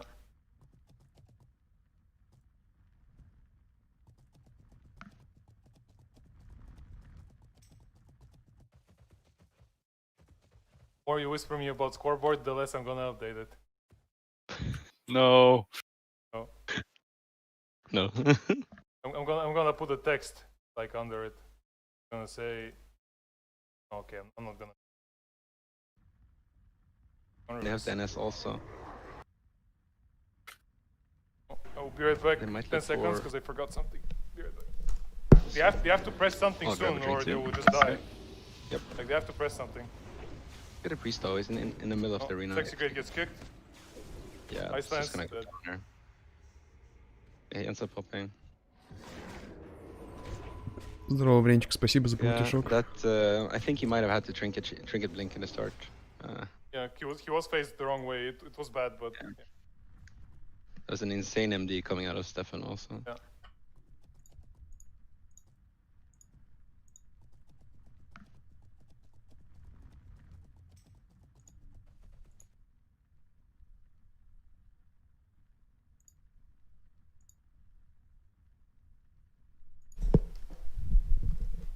I'm back. Okay. I should have told him to kill all of those. Okay. But Well, you never know. I know about add-ons. Like I personally like don't play with add-ons. Like if it was up to me, I would enforce everyone to not play with any add-ons at all. Pretty much. I don't like add-ons. Lexi's AFK as well a bit. Okay. That conversation. Like especially in a game like TBC, add-ons just suck. Like the fact that, like.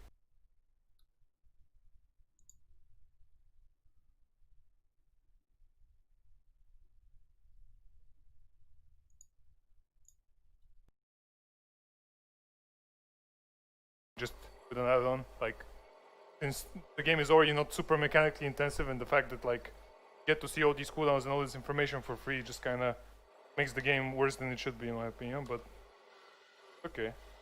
Sorry, I was AFK. On the topic of add-ons, or Yeah. I was just saying that I don't like add-ons. I think the game is definitely more interesting in some aspects without it. It forces a different kind of skill set, but I think in this day and age, they should just allow for more stuff in the base UI. Yeah. It's what you practice the entire year online, and then you have to like re-practice for offline. It's really dumb. Yeah. I think they did now. You were allowed to play with it online. And it looks like basically the same game happening. He's trying to spell steal barriers and stuff off the mage. He gets an S with no wounds, I guess. It's good, yeah. Yeah. But Shadow Fury, okay, they are not going to get blocked here, I think. Rivah plays well defensively. yeah. They do land a fear on the priest though. And they do get it well out of the way. Sexy Great gets devoured on poly. He gets death code, but no damage comes out. Not sure about that coil now. Trying to stop to see. Okay, so priest has no trinket, no will. Yeah. And 6%. Oh my. Okay, that's an overlap. Yeah, and at this point they can kill. Oh, is that a full CS on Bob Ross? I mean on Stefan? It looks like it was, yeah. Yeah. This goes down.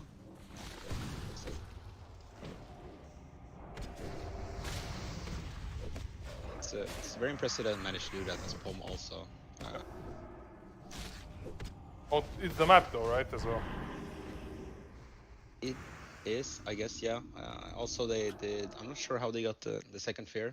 If that was a Shadow Fear 2, or I don't know if you guys spotted it or if he tanked it. But I think they got rid of the cooldowns, and then he just dropped way too low, right? Before using anything. They overlapped, so hard to deal with all the interrupts at that point. Yeah.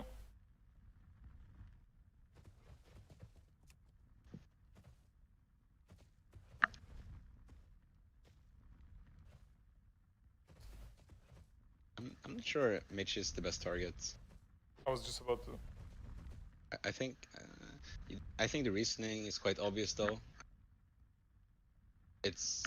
He's probably overall like squishier-ish as Arcane, even with improved Blink, etc. But you still, I mean, and they don't want to give the backlash procs to the Destro, but at the same time, the Destro is running around free a lot. Yeah. Definitely strong when you're allowed to play. Yeah, I'm not sure actually. I'm not sure what the correct thing to do is. Technically, you should be able to just slow this lock and run away, but it doesn't always work out, obviously, especially on runes. Yeah. And let's not forget, Shadow Fury is an insanely good spell. Like if you utilize properly, properly utilize Shadow Fury, you can make a lot of things happen, especially on ruins. It's very hard to avoid it, and that kind of positioning from the mage and priest, it has to be on point. And this game, they took too much damage. I thought that coil they did on Rivah, that it wasn't gonna result into anything, but they ended up forcing block off the back of it, the same kind of go. So yeah, I think it patted him in the middle, which helped a lot, I think. Yeah. So how does Avishan approach this one? Yeah, what I would like to see from Rivah is basically making himself not a target. They do get sap. And that's a good gouge for setup. He's basically cleaned. Not that there's many buffs in the first place, but it helps, of course. For sure. And Rivah just goes in. This time Rivah gets to do a lot more damage. Okay, almost at least he missed him.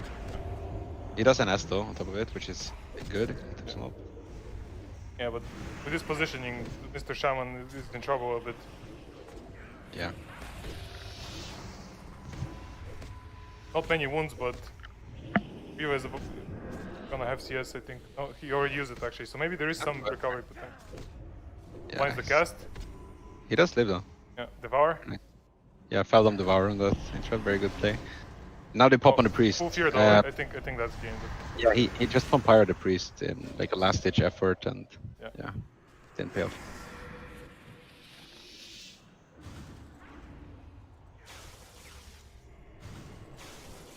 That's just how it goes sometimes. That's the Shaman life. You're just sitting in Frostnova in the middle of the map as a healer.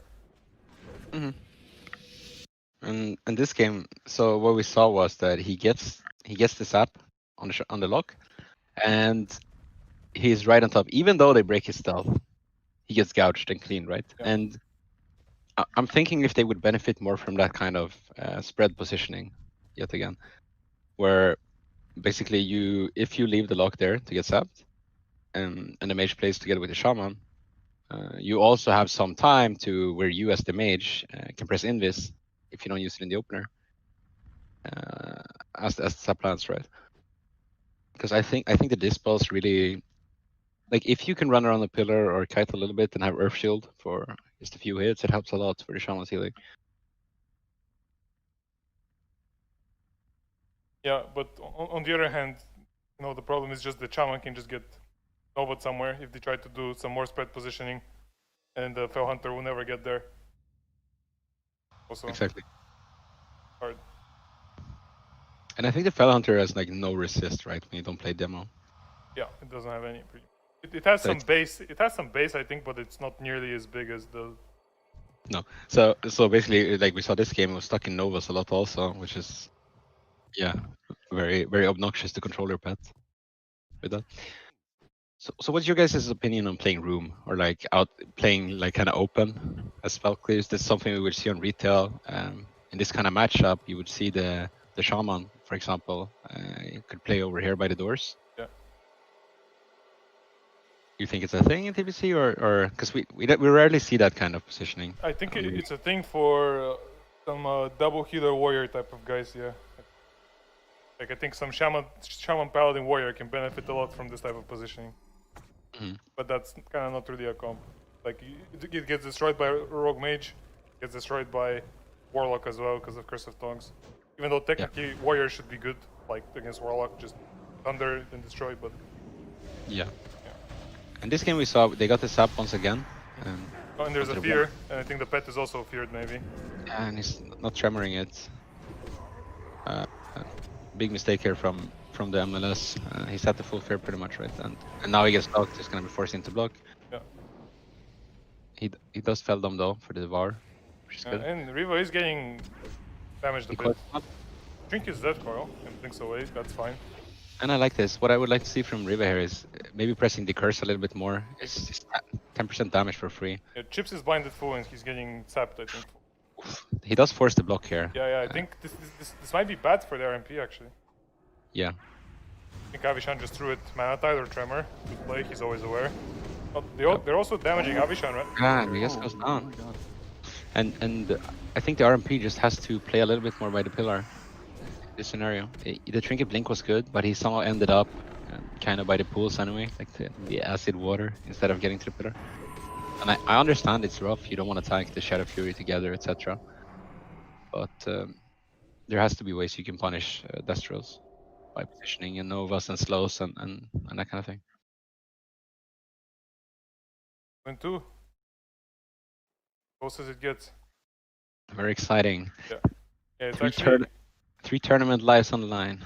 Yeah, it's actually crazy. Yeah. Now we going Nagrand next. Basically, looks like whenever the MLS gets ruins, they're happy. Whenever they get Nagrand, they're sad. Exactly.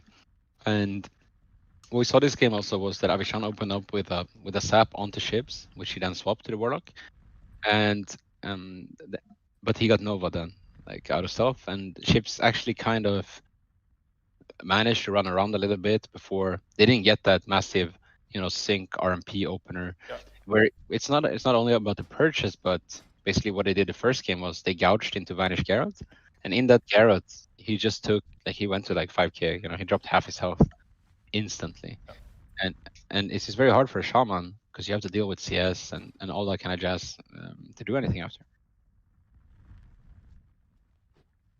So let's see how they position in the opener this game, the MLS. I think it's gonna be very, very crucial for them to win to avoid getting that kind of opener again. Yeah. Maybe it's worth just going in, and trying to risk it. Like just straight up, they just straight up rush, all of them. I think that's not that bad, actually. Yeah. No, just like unexpected type of thing, because maybe they feel like that they have to pull out something crazy to win. Like, I don't think, maybe they don't feel like they can win on this map by default, just by playing normally. Yeah, we'll see. I think right now they're splitting pillars. Not sure they should. I also have to deal with the fear. Okay, so interesting. The final game, the winner proceeds to the next round of lower brackets, and the losers are out of the tournament. You see, they do get sap on the Warlock, and You might just sap Mage and go Warlock, though.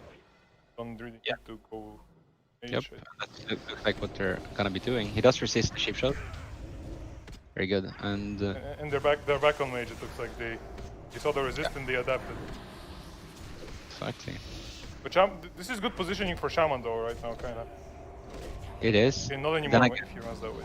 And then again, this is what I think the RMP should be doing. Rivah playing at the pillar, and basically just let Rogue 1v3 with this pulse. Yeah. So much damage, okay. So here we see, they're gonna go to Priest, and Priest might just flop here. Ahmera, I think he's just Yeah, I dead. think he's the... Yeah. Might No, be. he didn't crit. He didn't crit. Oh. Oh, and he goes down. But Yep. Chipskin died. Chips is He dead, died. it's 2v2. I think, Let's see. and Sexy Great is cheaped. And there's Destro, dude. I think this is a Rogue Mage game. I'm not sure. He So that's a doesn't- sap? he doesn't get a full sap on him. And now He they has open Trinket, up. he has Trinket. They have to run, I think. Yeah, they run, yeah. they run. Or no. I think, did Like, Davishan no. just kick Shadow Fury or what? I think he did, yeah. He might have. And- That was sick. Okay, so Sexy Great ratios. Very well played. And if they kill this pet even, it's big. Yeah, I don't think he has the second one. As I said, I don't think there's a way without a druid or a priest. Like with a shaman, I don't think you can punish. I mean, if he's Soul Link, he's fine, but he's not, so... Oh yeah, I mean as Destro, yeah.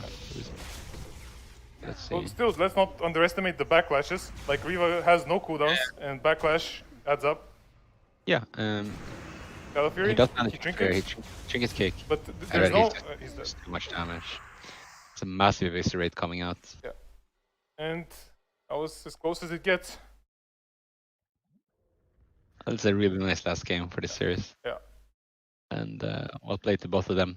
I think they would have lived had the Pompyro crit. He would have died like a few seconds earlier, and they probably could have lived. But well-deserved ending to a fun series. Yeah, definitely good showing by the MLS. I'm pretty sure that they just kind of threw this team together for fun and ended up giving us some decent games. So happy to see that even you can play these specs and you can still, Definitely. And yeah, I think Destro is not.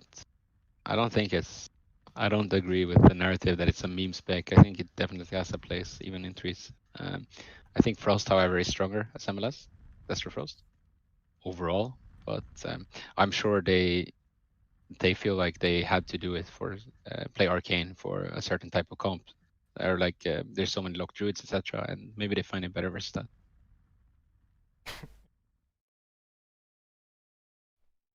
Okay, we're going into the double rogue druid against the RLD. the Russian ROD. Yeah. Gucci, RLD, yeah. Yeah, Gucci's not Russian. The Russian. Yet. And those guys are Ukrainian, I think. That was racist to say Russian.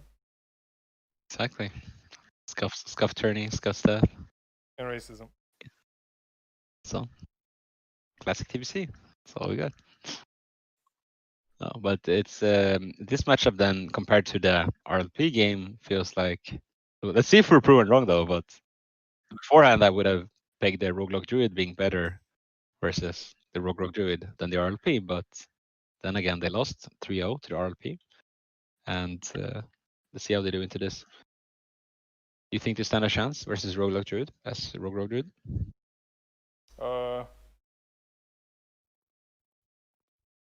Let me think for a second. Yeah, I think. Well, while you think, I think ROD wins. Yeah, I think it's even easier than with Priest. What were you saying, Jerry? while you think, you know, there is a scoreboard. Hey, how you doing? Yeah. Interesting.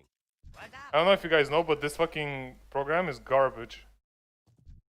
Hey, don't put Streamlabs like that on blast. Yeah, this is like really bad. Flaming Logitech right now. So yeah. Yeah. It's a very beautiful scoreboard though. It looks very professional, Jerry. Yeah. See. Oh, that's Huff. Exactly. He just made it. Sure. It's very similar to another one I've seen, but yeah. I'm just kidding. Okay.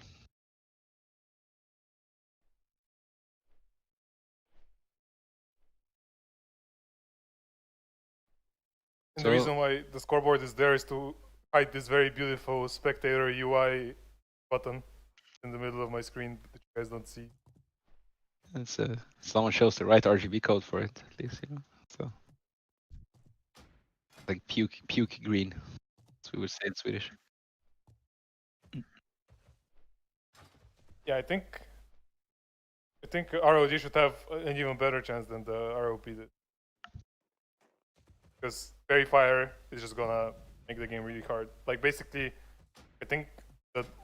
But at the same time, there is no PS, and this Warlock is undead, right? He is undead. So maybe I'm talking bullshit again. Maybe you are. That's what I said. Maybe we're just. Yeah. How can anyone take anything we say at face value anymore? You know, Yeah. we call it all wrong. Yeah, I know. I said ROP is not a comp. ROP is gonna win the tournament without losing a game. Then what? Exactly. Yeah. Who do we blame? Endless? Yeah, Rogue damage? Oh yeah, we blame rogue damage. Yeah. Exactly. I That's mean, what I was I've gotten a lot of complaints about mage and warlock damage. I don't know. Yeah, sure. Sure. Okay, so Boida is just gonna go in. He's gonna use his sacrifice shield. He's gonna try to get something out. Fuck is flying on my screen? And he almost finds him. Oh. When they do open up onto get the pounce kidney. And Deadly does get blinded and trinkets out of it. Yeah. So this is a. They sheep shot, Yeah, gouge. that was some fears, yeah. That was, and he does will anyway, which is really interesting. Yeah, I think they're just going basically, like they're just all in. Yeah, all in Gucci. And he gets Geralt Geralt on to the yeah. There's nothing. Feared. He should just shrink it. They have no blind. He has to Yep. shrink it. They're all in. What's he sitting for? I'm not sure about this one. Nope. Let's see. It might pay off. Boy, the trinket's kidney. Now everyone's done it. Both of the rogues. None of them have cloak. I think that's a phone. That's bad. Oh. And they do stabilize somewhat, I guess. They don't really have any wounds. Yeah. You see, Gucci's going in to make some plays here. Yeah, but Gucci still has trinket through all of this somehow. Yeah. He's but still this sitting is blind. Basically, he gets blinded for free. Maybe it's a tactical tank because he charges in. We'll see. He does not end up getting sapped off it. And Well, I think. Boy, is taking a lot of damage though, and exposed armor is up, and he held stones, and he gets stoned low. Let's see if they can keep this. Okay, he does. Gucci has to trinket something. Like, okay, never mind. But they did not manage to keep the 5 wounds off the clone. Yeah, This is that's good feels by Pretender. I think he did everything. exactly. And you cannot let that happen if you invest blind and everything. Here's the second blind. He trinkets out instantly, and he jukes the Feldom kick from wins, and now he does get a new pet out. Really well played by Boy Dexter. Yeah. That's the experience. Been there and he's done that. Knows what to do. And now Gucci takes the eye and pulls the out, and now they're just gonna go on to Deadly again. There's no cloak, and he does get stopped. Did he NS or whatever? I think he did, right? Yeah, he did. I think that's been him. Yeah, that's been it. Oh, and Deadly is through it. Gonna get broken though. Void is just running. He's tapping all he can. She's trying to drink. It looks like. Not sure.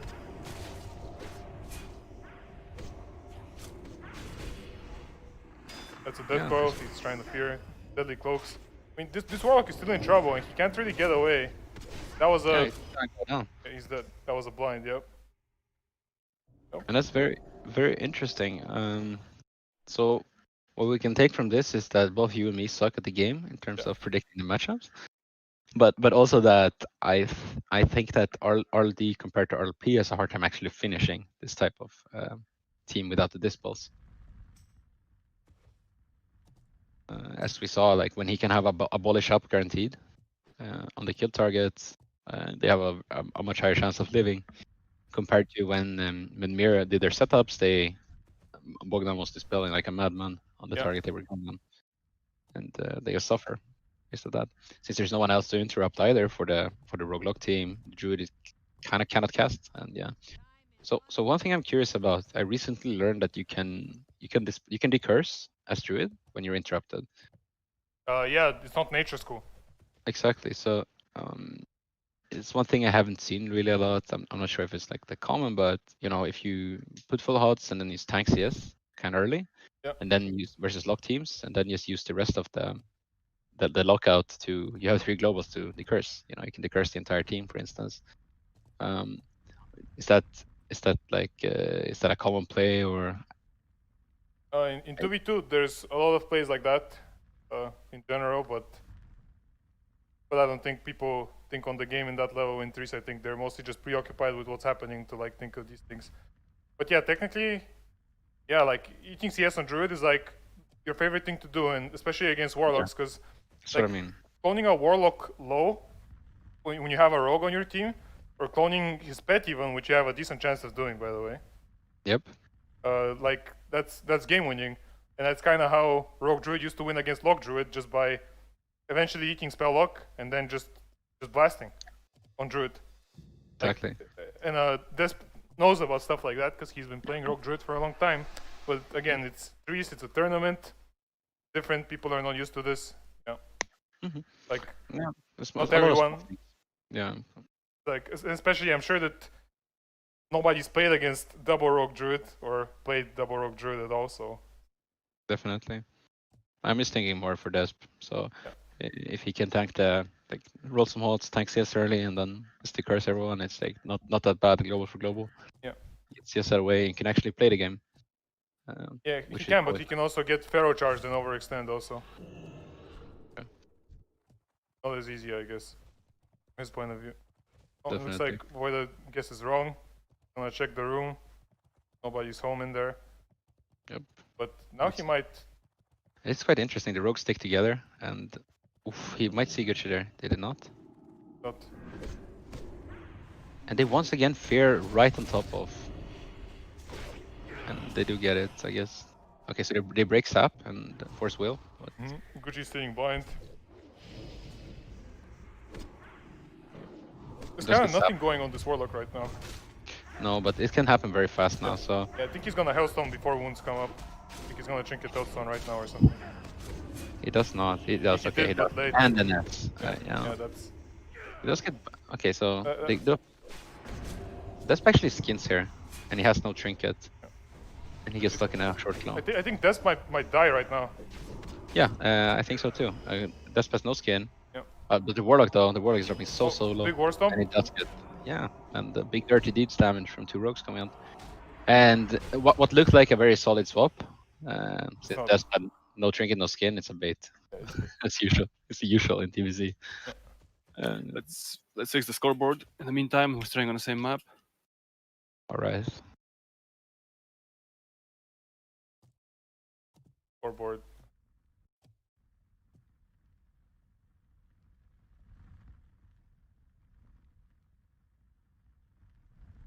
This scoreboard thing needs some outsourcing. Yeah, I think the fucking stream needs outsourcing. At least there's a scoreboard. Yeah. Now, the scoreboard helps when it ever gets updated. Exactly. So yeah, Rogue Druid doing well so far by killing the Warlock. And I'm not sure, they do find... Basically they've broken Sap twice. Or like overlapped Fear a lot of times, I'm not sure.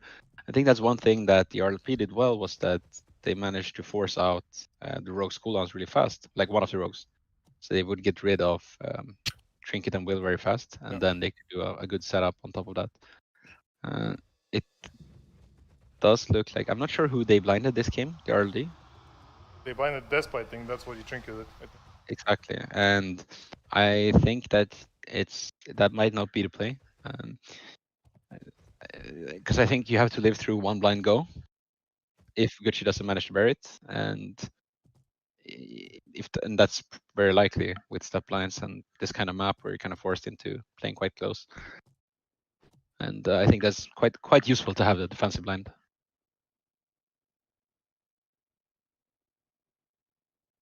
Well, I mean, the way I see this matchup is I think that technically, like, ROD shouldn't die this fast, and then at some point you're supposed to be able to slow down the game and root people and cyclone people, and then like things kind of just fall into place for the ROD, but never happens, I guess. Maybe that's just not realistic. Nope. See, okay, it's like someone's getting found here, I think. Yeah, he does manage. Oh, and they're gonna find good chair. Yep, and there we go, and they open up. And he finds Desp at the same time, so it's like, let's see if they blind him off this for his trinket, guaranteed. They do not. They don't do it. No, they don't have a wound side there. It looks like they're gonna go Warlock anyway. This is But Desp though, Desp is just getting PV'd on straight up. Yeah, and what I'm thinking is after Cloak, you can 100% deadly sap. I mean kidney sap, right? As the RLD with Fairy. Yeah, with Fairy, yeah. So like. Well, that's a full bash on Desp. I think that's.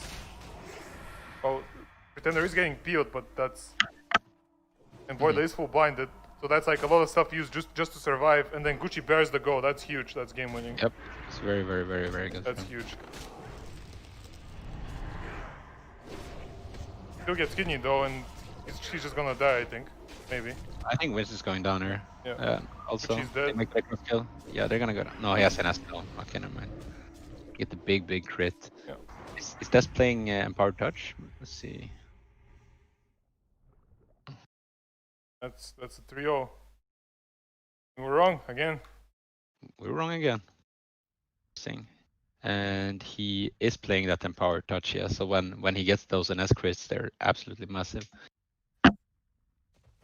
It's a talent we've seen has fallen into favor in Wrath, for instance, in the later expansions, and I think it's quite useful in trees here also.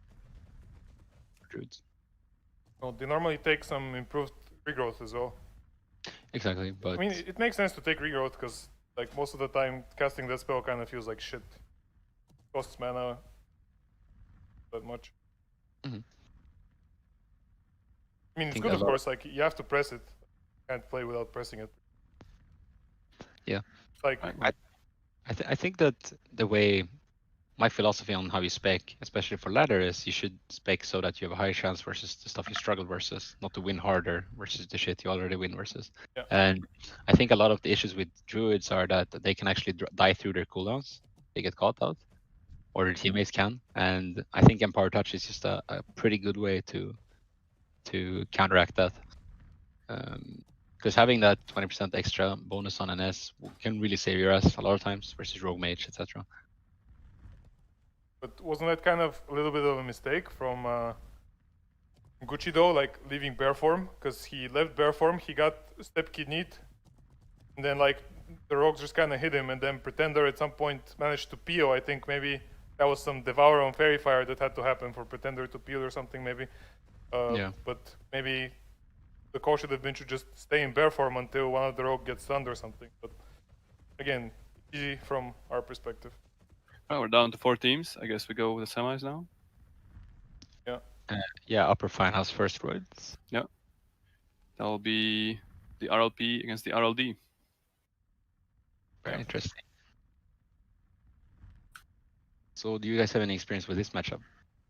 Never seen it, but I mean, ROP has the damage, that's for sure. And if this rogue from the ROD gets kidneyed with 2 dots and gets dispelled, like, you will have to use stuff, that's for sure.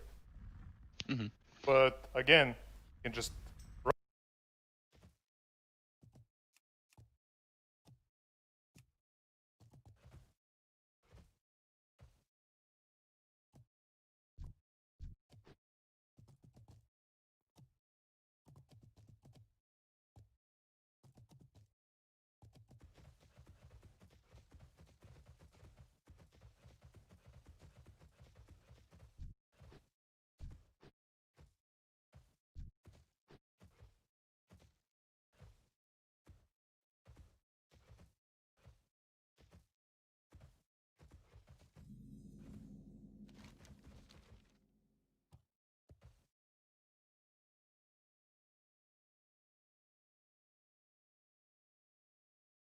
and take less damage. Like, but yeah, I mean, I guess yeah, they're okay. Like.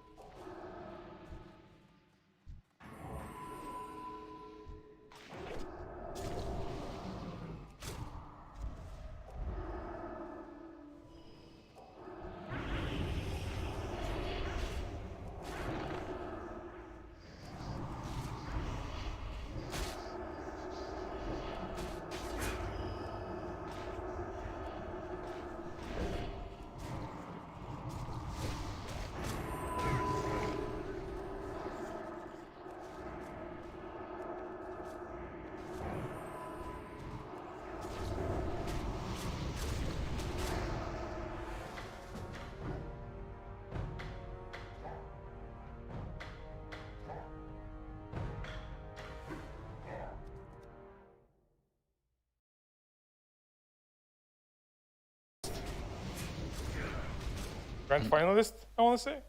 Yeah. Yeah, exactly. And now we're gonna drop down to the lower bracket to see who they are gonna play versus. We're If it's gonna gonna play be a against rematch. Rivah, right? No, Yeah. Rivah or this RLD again. In this early. Yeah, so we'll see RLD versus RMP. Interesting matchup. I think RLD is quite good into RMP based on my hunch and from playing it a few times on ladder so far. Yep. Yeah, We'll see. I think, yeah. Oh, RMP can always just blast something in cheap shot. That's always the possibility. Shot dead.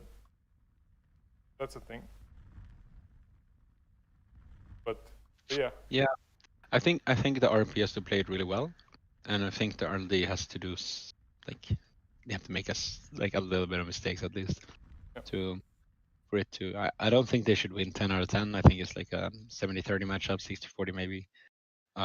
But at this level, then yeah, it's very favored still. So. Wait, no. Now it's double rogue actually versus Yeah, it is. RMP. Oh, it's not RLD. Yeah. Oh, Yeah. never mind. ROD plays the winner of that, right? Right. Yeah.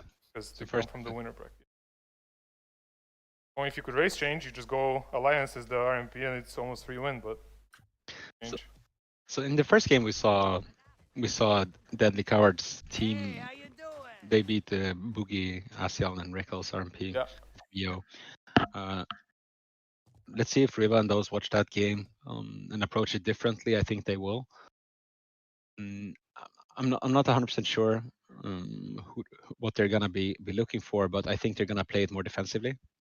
If I know Rivah and Avishan well, they like to play that kind of methodical, a little bit slower style into certain matchups, and I think that's what we're gonna see now too.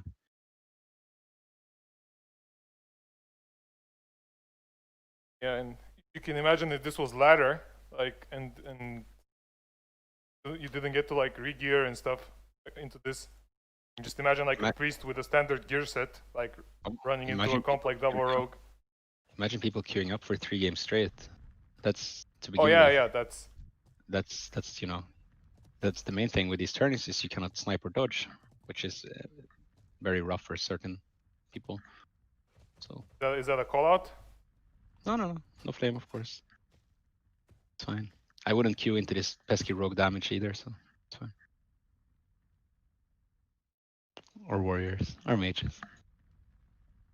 I've Just kidding. gotten complaints about warlocks recently. That's all I'm gonna say. Sure. Warlocks too. Yeah, I mean it's a problem. Like I get people's frustration, but People dodged on and sniped a lot on retail too. There's nothing new. I think TBC is kind of it's more of a social expansion where even PvPers like to do other shit when it comes to like there's more stuff you do, right? People like to play twos in TBC because it's somewhat real and you get rewards from it. And a lot of PvPers enjoy raiding in this expansion also because the gear is quite favorable, and this leads to people having a lot of reasons for not playing, especially in trees, because it's harder to set up and all that stuff also. Yeah. I think that plays into it too.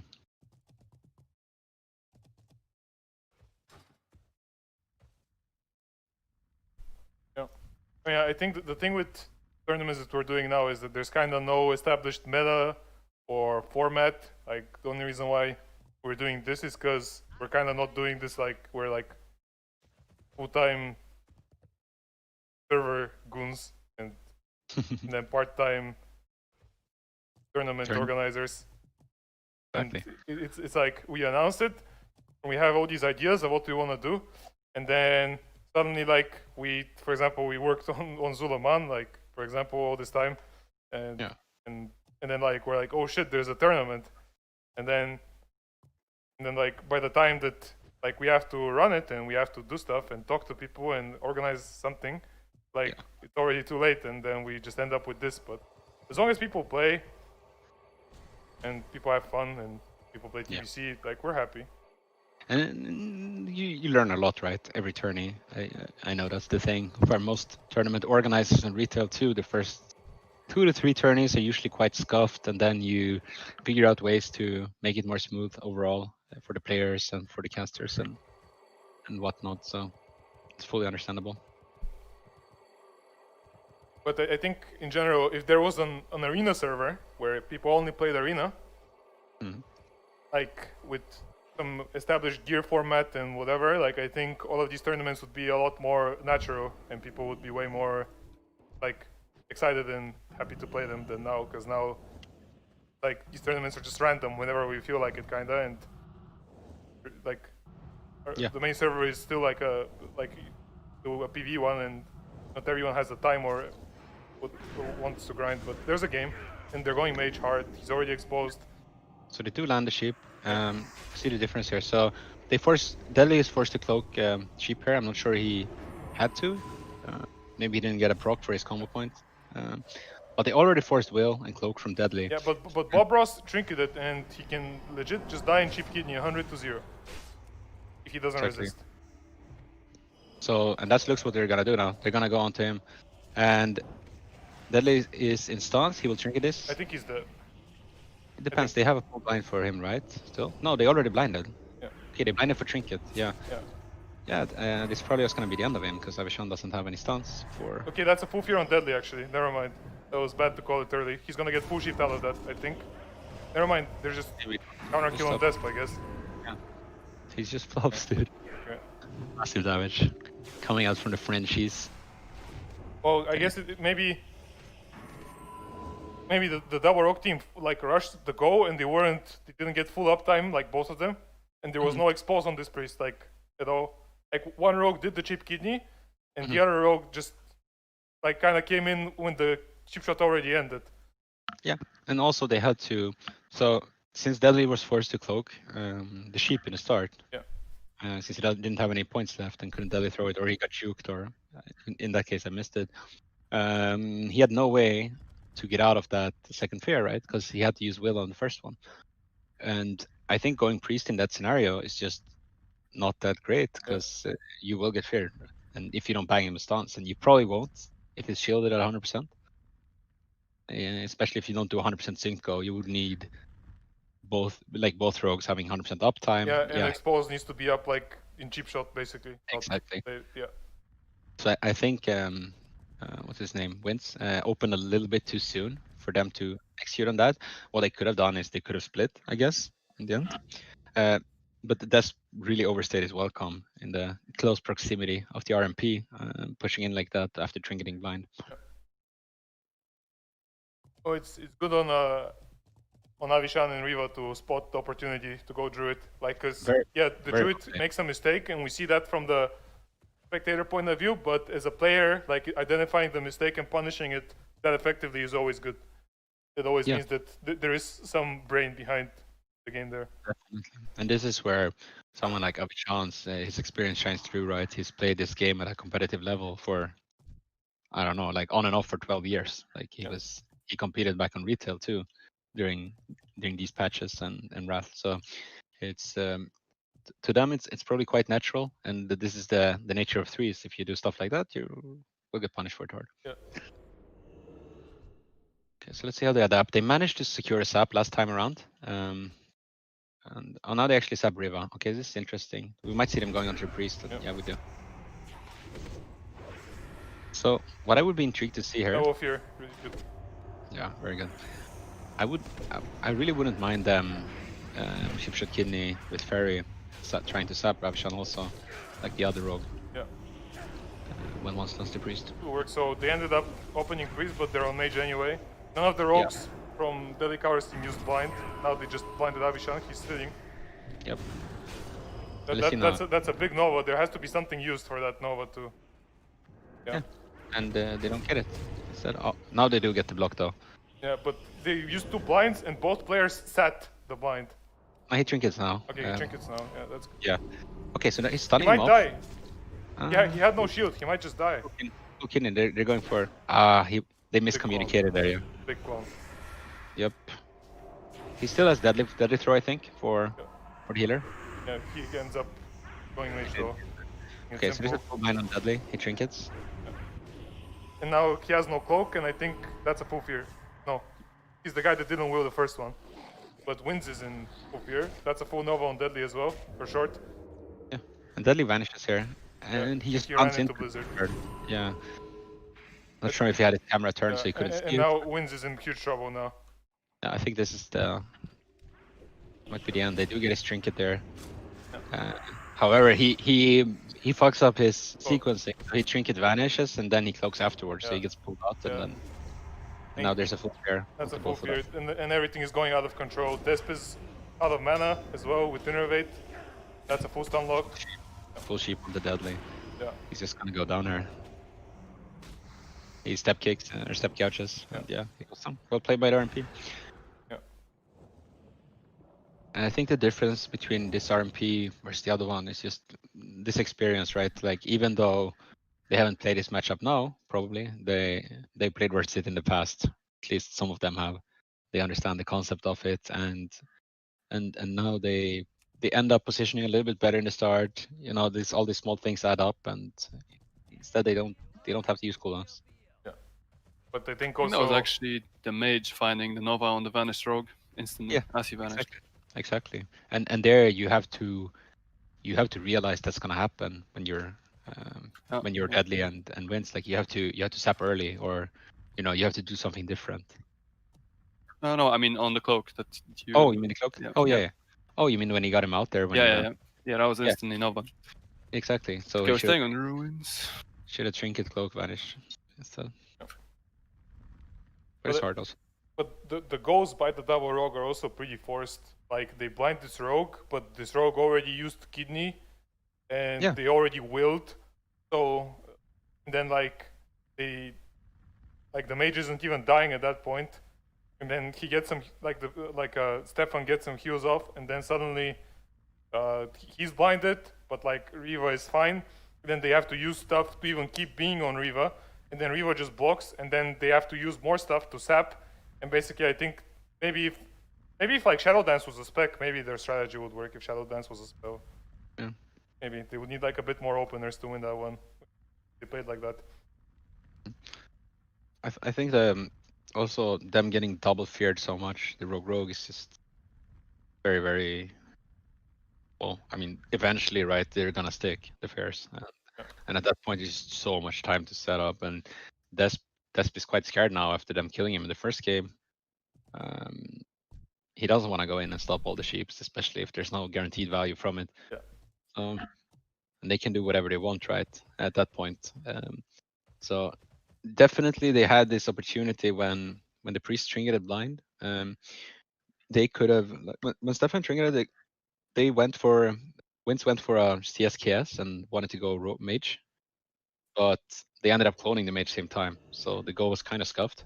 And then he went back to the priest, but didn't really force anything because they didn't commit to it, and it's just not on the same page. That's they do get the tap. Nova misses.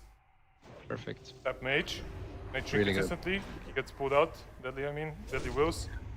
There's gonna be a cheap kidney on wills. Oh, Deadly gets sheeped. The goal is over, I think, from this point on. I would like to see him sit the first fear here, because let's see, they get massive pressure. Yeah, this is gonna be cloak for sure.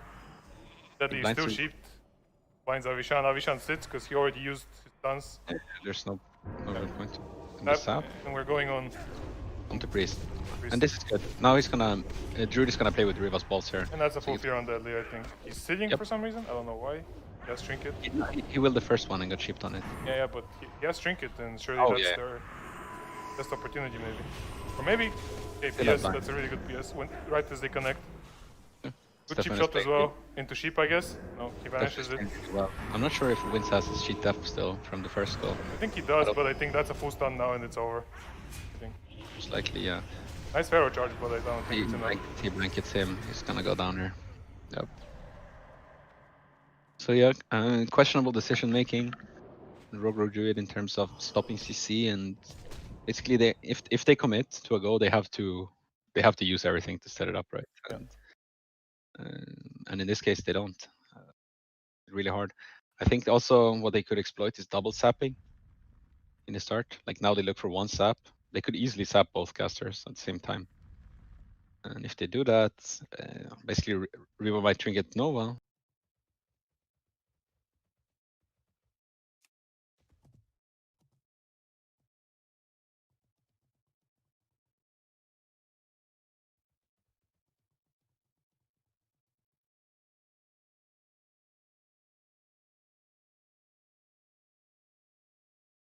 gets in panic and pops pet, and he just log vanishes, and then all 3 of them are in stealth.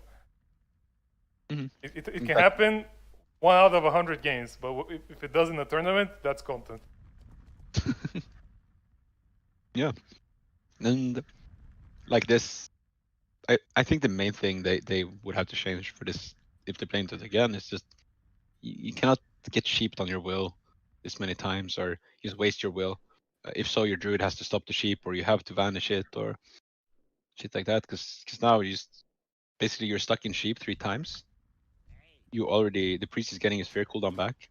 I'm not sure how long cooldown fear is with the gloves. It's 27 or what is it? Something like that. Yeah. So, and yeah, it's just you're just gonna get full feared soon. And what do you do? He chose to sit it because Avishan's still at blind, and they just never recovered because the other rogue was under fire. So exciting! We get another RMP versus RLD game then.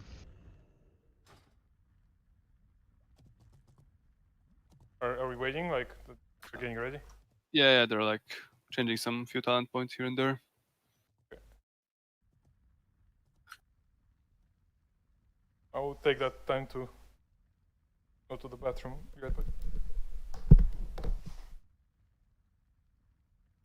Well, our scoreboard manager is gone. So status quo has been maintained. That's what you're saying? Yeah. Exactly. No flame, of course. Wouldn't flame a man that's AFK. Never. Exactly. So, what's your thoughts so far? Has it gone according to how you predicted it, or any surprises? I think so. I think the top 3 is pretty much expected, I want to say. I thought 1 RLD would make it, and 1 made it. And yeah. And what's your predictions for the final? Do you think we're gonna see the RLD beating the RMP? Oh, that's a tough one, right? Because I think the RMP could win, just maybe because they have more experience playing together, like the players, like in like 3s as well, as that comp as well. I don't. RMP? Yeah, I'm not sure if they played a lot with Stefan. Oh, I don't know. You're talking about the rogue mage, yeah. Yeah. That's kind of what I mean. And and we can kind of see that, right, with the calls that they make, like that druid just getting blown up, and those calls that they make. For sure.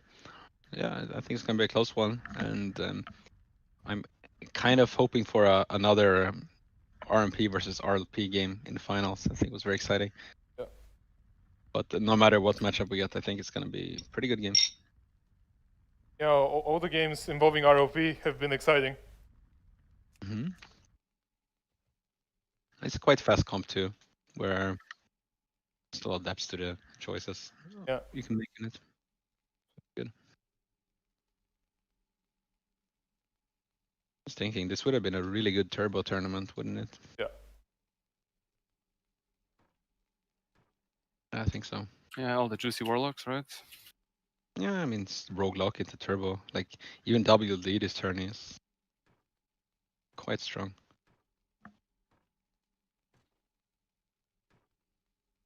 It's quite interesting because the last TR was on fire, so there was like 3 different.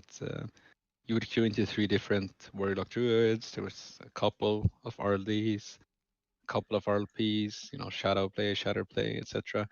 And this TR was a lot of roguelock, like a lot of roguelock. And I'm not sure what spurred that change overall, but because it's pretty much the same gearing, right, as last time around. Yeah. For better or worse. Exactly.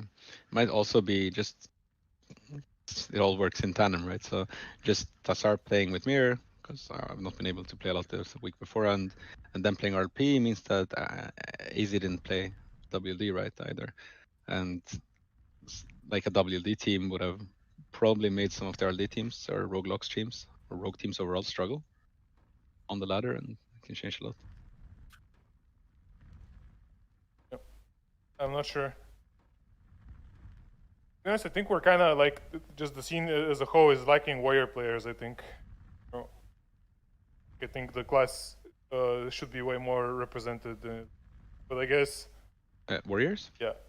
Yeah, it's Warriors really good. Like no, because I know that there's people playing Warrior and it's definitely like nobody's playing, but I think you would think there would be more, because especially on the PV realm, like on the main realm, because gearing a Warrior is kind of simple. Like you just get PvP stuff and you gem it and enchant it, like easy. Yeah, I picked up Warrior this season. It's by far the easiest thing to gear so far, together with Shadow Priest. Yeah, and Warlock is also easy. Mm-hmm. That's the benefit to those. Just wear full PvP gear and you're fine. Exactly. And now that there's a Brewfest boss, you can get yourself an attack power trinket or a spell power trinket. how many refund tickets for people buying Brooch and shit have you got in the last few days? Surely someone must have been annoyed. I think most people that want Brooch have it by this point. Yeah, but like new players, I can imagine. Yeah, I guess. But they can get the icon equivalent is like a pipe. You're like smoking that shit. Smoking crack. Yeah. Okay, We're live. off the gates, and let's see. So Get Rivah starting combat with instantly. You'd probably Ice Lance into that Frostbite and just get the shield down, but I think so. I think it's worth two. He does use his Nova already. Yeah. He's hitting the pet. getting the pet. Interesting. How much HP? Okay, Yeah. And their own priest again. Yeah, He's coming out to fear. I'm not sure about that. Okay, he feared the pet. I guess it worked out.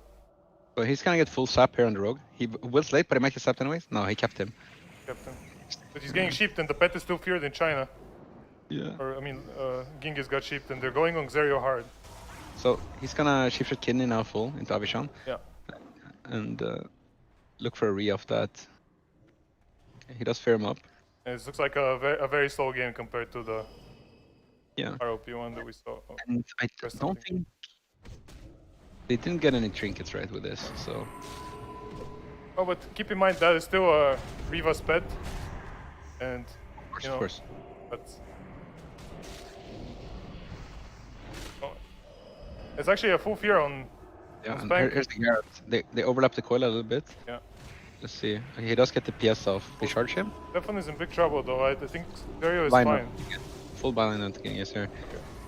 He should be able to get away, but he's not really dispelling himself. Yeah, and Xerio is in trouble now. I think they should be able to. Oh yeah, and Serio, he just goes down. Goes down. Yeah. Was he locked or That with an S up, yeah. Yeah, 2v2? it's gonna be 2v2. But Warlock is Zoom as well. He's gonna need to tap, I guess. Yeah. Gonna add up. And He's, Rivah is just soloing Spank right now. Spank cloaks. Spank already used his health. Yeah, though. and Avishan restelted. That's gonna be a full stun. Yeah. But There's no cloak though, so we'll see. It's the 2v1 dream is alive somewhat. yeah, somewhat. Evo, is he gonna stick? Yeah, he got a tick. It's enough now. I think so too. Yeah. Yeah, and Avishan is eating, so he's fine. Yep. And stealth even, but Gonna bang the pet here, and at that point it's. I think he summons the Fell Hunter, so even if he kills the mage, he's gonna have a tough one against the rogue after. I mean, the rogue, a really good rogue will Yeah. kill you, right? Especially at Nagrand. Yeah, yeah. I guess you can win on ruins, I guess, but on Nagrand there's just no way. And there's the full I blind. mean, you can probably win if you're orc and you just resist every stun and shit like that. And no, but with the rogue has mage food, you probably can. I mean, with food, because you can just run at the pillar and you won't die, most likely. Okay, so very, very close game over there. And I'm not sure what happened. Did he end up getting locked? Because he had an S up when he died, right? Yeah, I'm not sure. Maybe he could have lagged also. I'm not sure. I'm not sure what happened, but I think that was kind of a. That could have been the decider, that NS. I'm not sure what happened. You know, there's a weird thing with NS. It's just a client thing, where like if you're not moving, you can and you have a macro that's a NS healing touch, right? Just the standard macro that everyone has. Like, you're actually gonna go off with one button if you don't move. But if you move, you need to press it twice. I don't know why. That's just a client thing, I think. Like So you should stand still waiting on this. Yeah, if you want like the highest chance for it to go off. There's like some bullshit like that. What about cast sequence? I'm not Should sure. improve it too, right? Sure. Not big into the macro stuff, but I know it's a client thing. It's not something that the server controls, as far as I know. But yeah, maybe that's what he messed up, or maybe he pressed it when he was on global, and then I don't know. We've seen some really good games so far today, though. So yeah. this is quite. This one was exciting too, yeah. And it's not going according to script, which is really nice. We see this RMP really pulling some crazy last-ditch effort wins out of their ass too, which is cool to see. Yeah, and they're getting better and more confident as they keep pulling those off. And to root Bob Ross or well Stefan off like after the coil, and then he couldn't get away most likely. I didn't pay 100% attention. Yeah, it looked like an overextension definitely, but I think he himself thought it was fine because he had trinket for most of that anyway. Exactly. So surprising for many in many like, ways. Yeah, everyone just wants to rush in and get combat. Yeah, so we see Avishan staying out of paranoia range. And they're on Bob Ross again instantly. Yep. He got crippling off, so that's good. Yeah, And this is ruined, so this priest is not getting away right now. Like, this priest will get hit, and Avishan restarts, but he might get sapped. He got sapped. Agreed. Yep. Bob Ross is in huge trouble. He has to use everything here, pretty much. Really well played by Spank here. Yeah. But will it matter, though? It has to stick, otherwise it's pointless. Blind on Avishan, it's good. Avishan, he just trinketed, he blinds. And they're just on Warlock going for a counterplay, and for some reason, Spank sits blind. Yeah, he does, and now he gets fully sapped off. I think it's quite fine, though. They don't really have a lot of wounds. Rivah spent a lot of mana doing damage. You see spamming out AoE. Yeah. That kind of thing can matter a lot in this kind of matchup. Yeah, it can. And as you see, he's they're already back on Bob Ross again. I mean on Yeah. Stefan. So that's a full sheep, and he's still sitting. Oh, short sheep, sorry. He's still sitting it. Yeah. They do lock up Genghis here on cast, but they sheep him at the same time, and he does trinket out of it while locked. I'm not sure why. Yeah, I think he really wants to use that Shadow Bot proc. Yeah, but he's still locked, right? Yeah, I know. So, Bob Ross is rolling with his Spirit Staff at this point. He's kind of... And I huge fear. And Lucky Devourer through dot. He got it off, and... Yeah. But Avishan restarts, but there is paranoia. He might get found. Okay. And we're on Danger Mouse again. Sure yeah, and he does keep 3 blooms for himself. Maybe okay, they go with the blanket here. Yeah. Because blanket gets devoured. Very nice. No wounds on the tank though, right now. No, and he's now, so he's gonna go innovate. Let's see if Rivah tries to klepto it. It doesn't look like it. And here we see Stefan is drinking, and this is quite huge, actually. Yeah, but Rivah is like, and that's the problem that. Yeah, but Stefan is back up now. And Pet is feared right now, so that's a good opportunity maybe for Rivah to just try to do something. He blankets Druid. They're hitting the Pet. Interesting. Yeah. I think Rivah is getting an Evo off, but the question is, what can okay, never mind. He needs to Nova this Pet maybe and go to the room or something. He will go for it here. So Rivah definitely used a little bit too much mana this game, I think. Yeah. And now Bob Ross is in trouble. Okay, he barely got Swift crit. If he got some poison procs there, the Pet might have gone down. Yeah.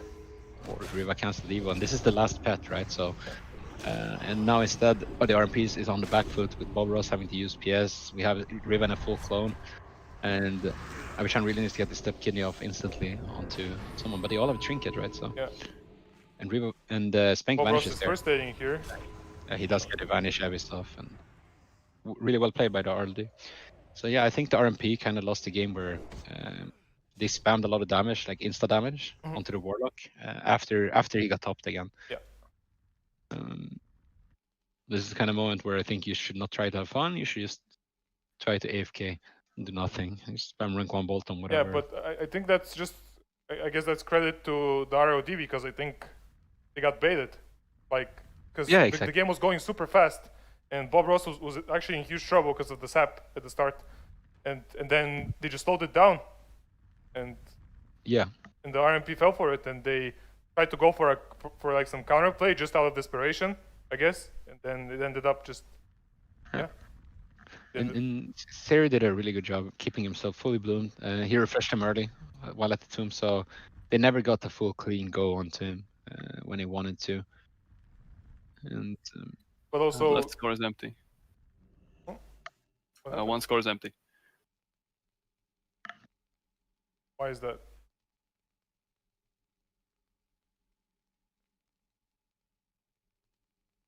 Why is that?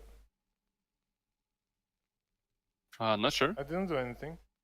press 0, caster.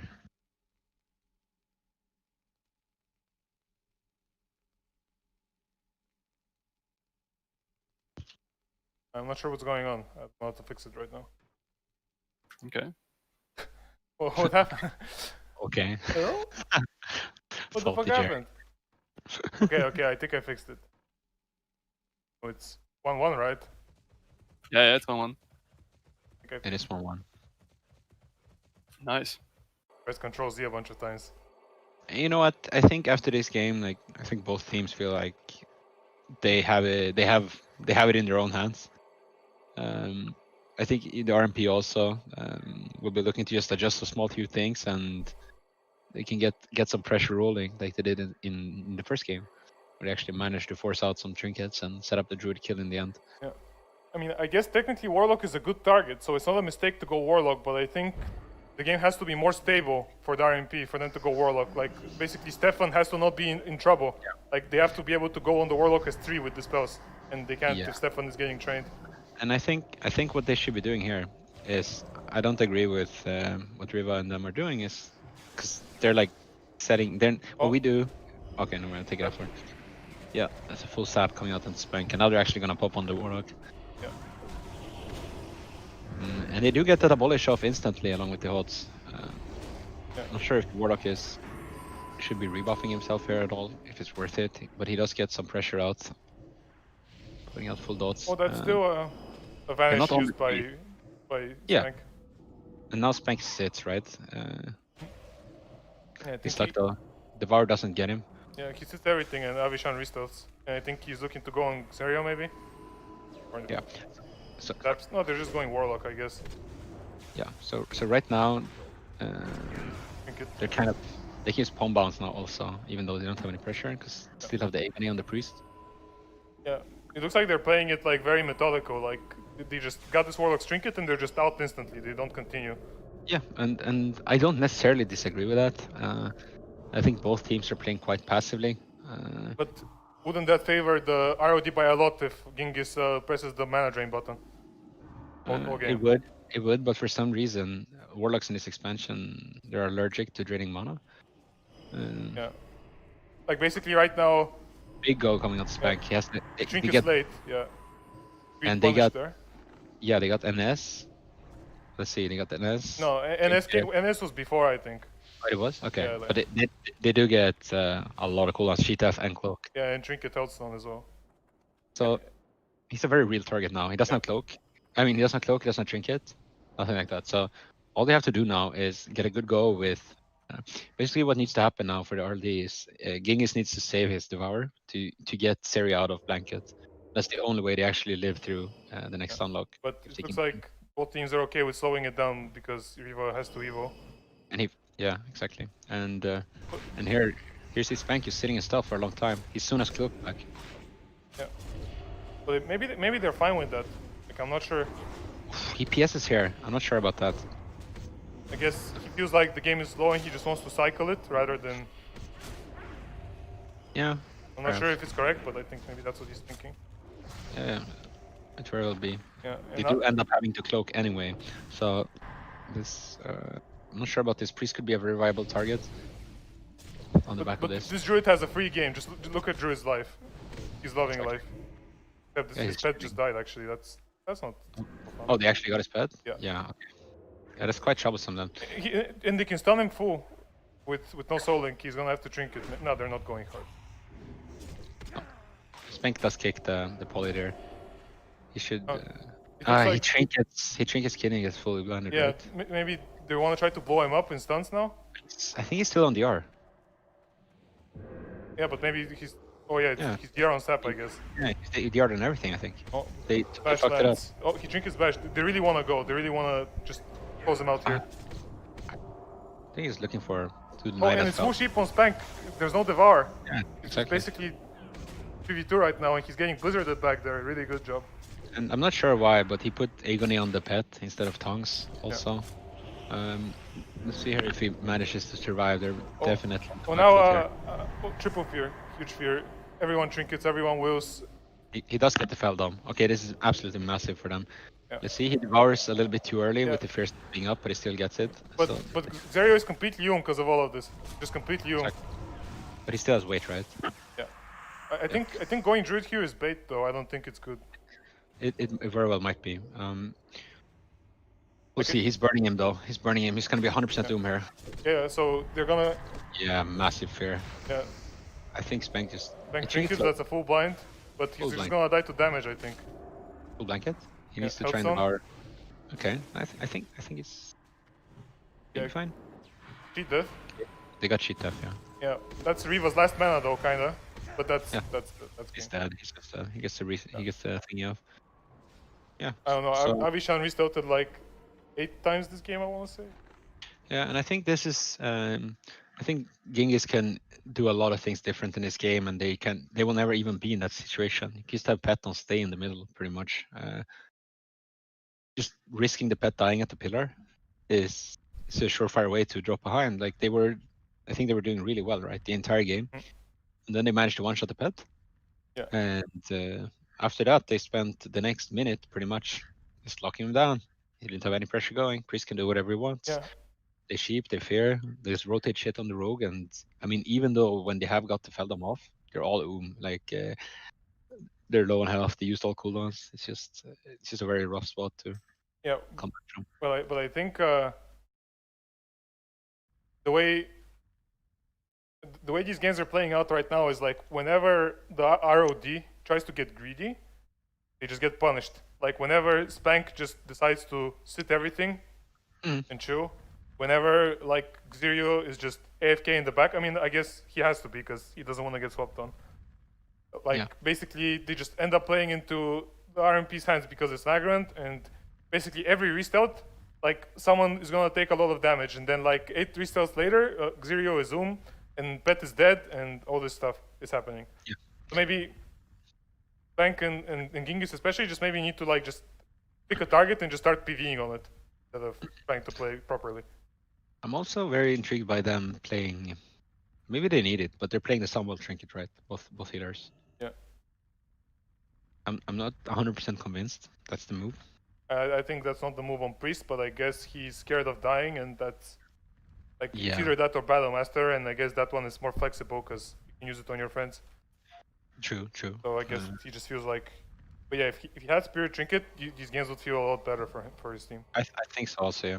But yeah, like if they agree, like they have to all be on the same page, right? So need to make sure you don't let the pet die. You don't give those small opportunities, which is what the RMP is running around looking for, right? Yeah.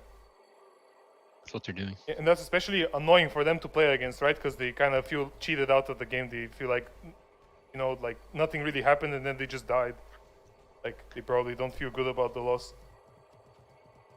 Exactly. I don't know. I would just like to see them just go mage and just PvE on him. I think it's a bait if the RMP knows what they're doing. You can just run around. You can run away forever as the mage. You don't have to press anything really. You just kite, Yeah. and you're gonna lose pressure eventually. Yeah, but it's better than letting this mage freecast and sitting sheeps, no? So, okay, For well, sure, Bob Ross is getting gone on. This is Ruins. This is the program. Yep. Okay, Kidney, and they're on Warlock. They're not even trying to go rogue. And Xerio got baited. Look, he put 3 blooms on Spank. Yeah. Yeah, and now this Warlock is in trouble. That's NS already. No, yeah, it is NS. He did an S, yeah, and this was just Serio, like exactly getting baited by the CSKS into sheep, and they're basically doing what they do versus RLP into RLD now, and yeah, this spell is good. Dude, this might very well be the end of the tournament for them, because Genghis is stuck in the middle, and he's 4 gonna wounds. get. Yeah. So, yeah, it's a bit unfortunate ending to the series. definitely should not end like this. But that's just the way it goes sometimes. And we don't heal, he dies. Yeah, I think the RMP is pulling off some Korean shit, if you ask me. Every game is just some Korean shit happening. Yeah, Some swap, some re-stealth, some move, like every game. Korea. Exactly. How do you play against Koreans? You just kill them. Yeah, you Don't kill, let them play their game. yeah, you break their legs before they can run away. Exactly, dude. Okay, we're having a little break here. 5 minutes. Yeah. Sure. So yeah, I think that's a bit of a silly way for the game to end, but as you mentioned, it's he put the HOTS on the wrong target and they failed to recover from that off the back of it, and then he sits Spank sits the sheep. I guess he has to, he can get blinded otherwise. And yeah, nothing else to it. Full dispels, and the guy goes down. So that means it's RMP versus ROP Grand Final. Yeah, Congrats. same as last time.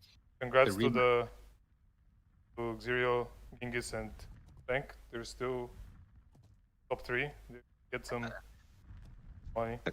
I think they played really well considering that Serio and Genghis hasn't really played at all the last season. Yeah. And Spank is playing Rogue, which he has played quite a bit of Rogue, but I think he had a really good showing, considering it's an alt of his also. Yeah. You think they would have done better if Spank was a warrior? Into this team, No, just in the tournament. let's see, what did they play? I got what you need. Oh, maybe. Let's see the bracket. Okay, who did they play first? They played Pompyro garbage. I mean, not garbage, sorry. I mean, RLD is better into that. Yeah, and then they played the Mirror, and I think WD is better into that. I didn't mean anything against the players there, by the way. Just the comp. Yeah, of course. And then they played RLP, and I think RLD is better into that than WD. It's just my assumption. Yeah. I think W is quite hard to play into RLP, even though it's winnable for sure. I think RLP is favored. And versus RMP, I think RLD is. I would rather play RLD than WD into RMP. But yeah. Yeah, I guess with the draw that they got, Warrior doesn't make much sense. I mean, I still think it's okay, right? Like they would have done. I think they would have gotten here as with a warrior also, for sure.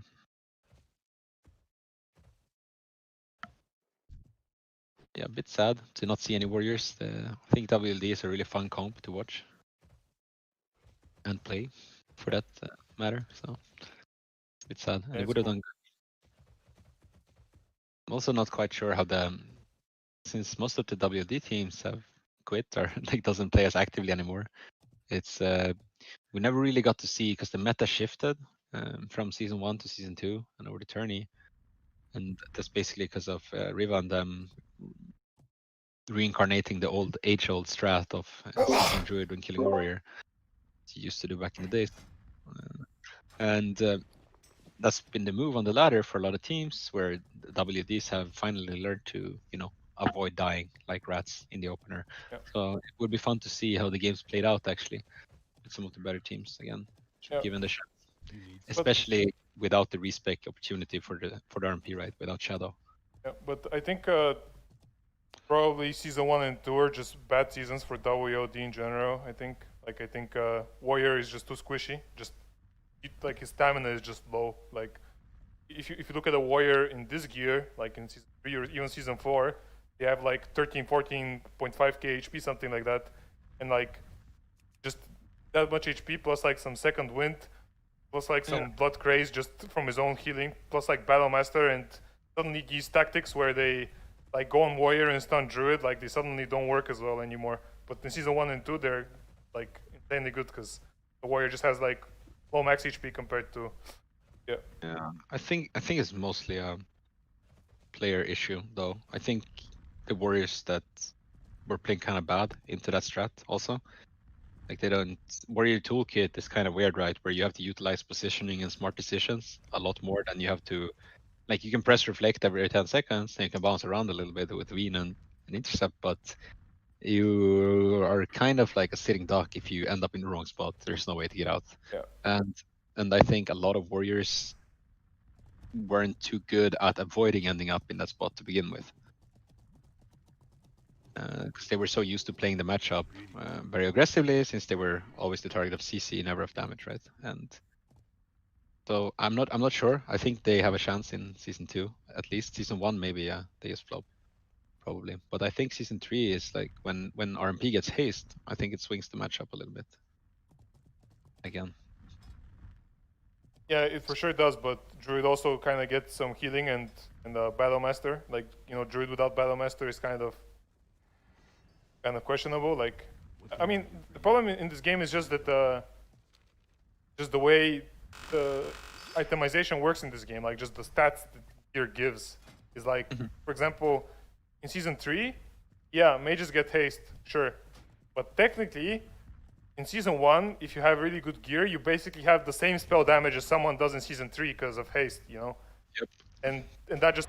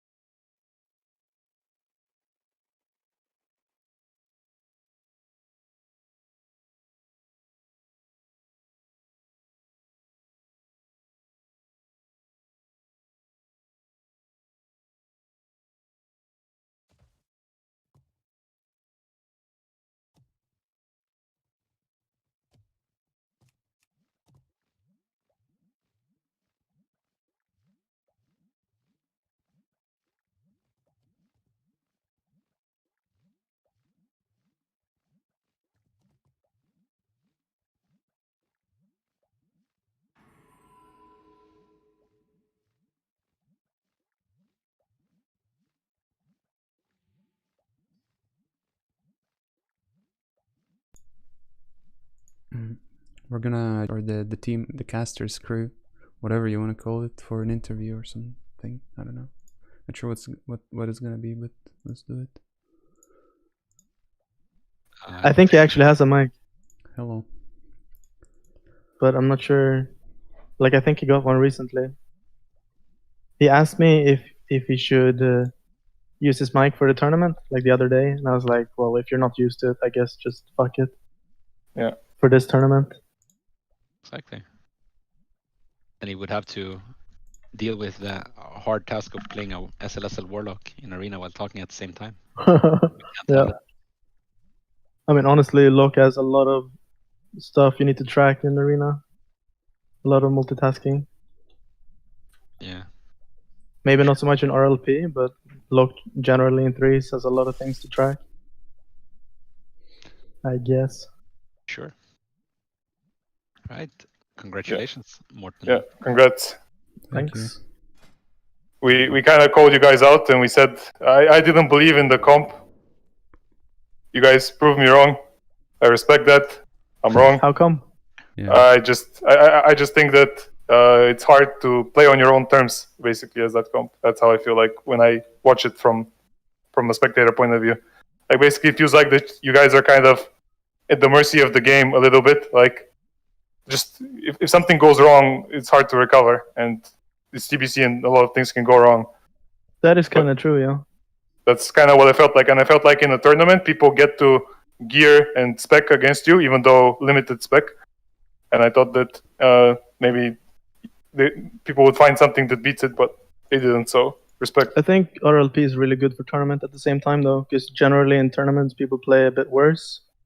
And I think RLP can just be very overwhelming for anyone to play into it. If the RLP plays with confidence and just gets really good openers, at least decent openers, like don't get found an opener, then I think RLP is just fucking deadly as hell. Yeah, I think it's the most damage that a comp can do. Like, it's not a specific cleave. Like, I think it's a lot like shadow play, honestly. Reminds me of shadow play. Yeah. Like, you really do murder people. Beast cleave of TBC. Kind of, yeah. I mean, I've said since Warmane that I thought, since like the first time I saw RLP play on Warmane, I said that RLP is an insane comp. I said, imagine if like decent players play this comp. Because back on Warmane, there weren't too many great teams playing RLP. There were some decent ones, but no like insane players, I guess. And yeah, well, so going into the tournament, what did it play out the way you thought it would? Pretty or like much, what at least. More or less. Yeah. So what was the matchup like? Was there any matchup you expected to go differently than it did? Like, did you have to adapt anything? I can't really say that I did. Like, I feel like this is pretty much how I thought it would go, as long as I don't choke. That's the way I saw it. Mm-hmm. I think the boys were a little more concerned about double rogue druid. I wasn't at all for some reason, and those games were actually really easy. Yeah. I was slightly concerned with double rogue, yeah. Yeah, I think if they survive the initial burst, it can be very hard. Yeah, they kind of played into your hands though with insta trinket, insta will. They did, yeah. Every game, and yeah. Do you guys think that? Sorry. Go ahead. Sorry. Nah, I was just gonna say something minor. Like, if you will the first fear, then you always want to trinket blind, because you don't want to will fear and then be put into blind and sit blind. That doesn't make sense. So. Yeah, but then again, you got Korean swapped and they died every game too. So. Yeah. But you guys think that shit should even be allowed? Like playing two classes? Like, you guys think that people should even be allowed to do shit like this? I'm not sure. Double Pompiro coming next. Two hunters should be fun too. Double. I mean, I wouldn't, but obviously I'm a biased rogue player. Yeah. Speaking about like rogue players and being biased, someone in the chat actually suggested or asked, or wondered how, a tournament without rogues would look like. And I think it's actually a fun idea. Like, I would like to see it myself, like a TBC tournament with rogue being banned. That's quite fun. Rogue players will feel left over probably. I mean, wouldn't it be just the same tournament, except wouldn't it be the same tournament except instead of rogue there's just warrior? Like basically it's the same comps, like except RMP. I don't think so. I think so either, actually. It opens up a lot. I think we could potentially see some fun stuff. Not that likely. Probably just a bunch of WLDs to replace a bunch of whatever rogue comps. But I mean, I'd like to see that one day. I think it would be fun to watch. Quite fun, yeah. Just because I'm so used to watching, seeing rogues everywhere myself. Obviously, like it would, like I would want to participate. Obviously, like I really enjoy these tournaments, but I would enjoy watching. I'm sure it would be fun. Obviously, if I can't play rogue, then I can't play anything because I'm shit at every class that isn't rogue. So. What about Nama? Don't hate on that. I mean, Nama might try something. Yeah. So what was your guys' reaction to the Devourer shield pet kill? Like in the first, I think it was the first game. The second game. The ruins game. Yeah. Or yeah. Aegon it ticked. I'm not sure, but it was nice. But like I felt like, yeah. I mean, obviously that win was so important. I feel, and that was really lucky. But we in the first 3-4 games, I had really bad RNG. All these games, like the very first game. The priest trinket, I insta-kidneys trinket and it resists. Yeah. And I had wound equipped in offhand because I just had to refresh wound, so I couldn't cripple his trinket either. Yeah. So yeah, that was really unfortunate. That was the game they missed blind on you too, I think, too, right? Or was that the No. That game they blinded Tazar. They blinded priest or Tarsa, yeah, Tazar, and then I trinked kidney because I saw the blind. Yeah. Also the first 2 games I had no UI. I don't know why. I had the same against Deadly's double rogue druid. I had no UI, like no. I mean, I had UI, but I couldn't see afflicted stuff like that. I couldn't see CC durations. I couldn't see jack shit. Like all my add-ons just bugged out. And then I had the same in this the first game against RMP. And then the second game, like I relogged to fix that bug. I relogged and I have a UI, but the second game had a bug where I couldn't target anyone. I couldn't put anyone on focus, I couldn't press a single ability. And then I realized, like while standing next to the rogue trying to cheap shot, I realized that I had the alt bugs, I had to press alt. Oh. And then I could cheap shot him and then we could play. Like I had some unfortunate, stupid little things happen in all these games. Also, like one game, I mean, it doesn't matter, I'm sure they had a lot of RNG themselves. Yeah, there was. I mean, they had 2 blind misses, there was a couple of... Oh yeah, the first series, blind missed on me without evasion. Yeah. That 4%. Was really disgusting. Yeah. Nasty. That was really unlucky. Yeah. What do you guys think of that talent? Should that talent be in the game? Absolutely not. Okay. What talent? No, I don't think it should be in the game. Rogues don't need it. Like it's a talent that's neither like... do the rest, the dream state units. We were literally gonna like basically remove that shit. Like before, like while the server was in beta, we were thinking of doing these type of common sense changes, like talents like this, just same as the DS Druid one. It shouldn't be in the game. Yeah. Like I don't think all that stuff like that, but then we got very big backlash about Blizz-like and whatnot, and it ended up being like this. It's kind of sad. Yeah. Also, some of the people that did the Blizz-like backlash are now losing to this, so at least there is some irony into it. But yeah, yeah, I'm sure people wouldn't mind. Honestly, like yeah, even as a rogue player, I really wouldn't mind that at all. It's not fun as a rogue either when it happens to you against other rogues. Yeah. It's just not a fun talent. Just dumb. Or like hunters missing scatter with nothing on you as well. That's bad. So ridiculous. Yeah. So you guys mentioned the tournament without rogues, and like just as an idea. So do you guys think that rogue is somewhat of a problem class? You think? No, everybody knows, man. Rogues do too much damage on Endless. No, I mean, no, I'm not talking about that. But do you guys think that? Do you guys think that it's a problem class in the game? Like you think that it's bad for the game? Well, just like is it like Season 5 DK? It's just like you see a rogue and you lose if you're not a rogue. Is that how the game feels? It's not quite like that, but I think rogue in like good hands is just broken. It's the strongest class in the game, in my opinion. If in good hands, I think you know how to play it well. I think it enables the toolkit of just insanely good. Yeah, it enables the toolkit of Disc Priest and Resto Druid really well also, which is just why it's it scales so well with other classes. Same with Mage and Look. Together with Rogue, it's just this is really, really good. And would it be fair to say that if you're not a rogue, playing with a rogue is the most fun thing you can do? Like if you're a priest, would you rather play with some mage or warlock and just sit there AFK, or would you like to actually play the game and play with a rogue, for example, It's or a always druid? gonna come down to like personal preferences. Okay. But I think most people are gonna want to play with a rogue, just like most people are gonna want to play rogue themselves if they can choose between something like a rogue or a hunter or an elemental shaman or holy paladin. I'm sure they're gonna pick rogue. Oh yeah, but okay, and if you're a druid, like would you rather play warrior druid and just sit there F5ing the ladder and hoping that rogue mage or shadow priest rogue doesn't queue? Or would you want to just play with a rogue and just fucking cyclone people and blast them and play fast? What's more fun? It's really stylistic, right? I think it's a matter of preference, personal preference. Always. I mean, that one's quite close, right? Because I think overall, especially, I mean, like if you were to look back on retail, I'm sure there were just as many warrior druids as there were rogue druids, or maybe even more. I think warrior druid is quite popular. Yeah. Maybe not on here, but in general, people like playing that. So as for those two, I'm not so sure. People really do like warrior druid. Yeah, but if you had to choose personally, would you If I play? had to choose, obviously I'd play rogue druid. Yeah, and that's kind of my point, that I think, yeah, rogue is an insane class for sure. It's the best DPS class probably, for sure.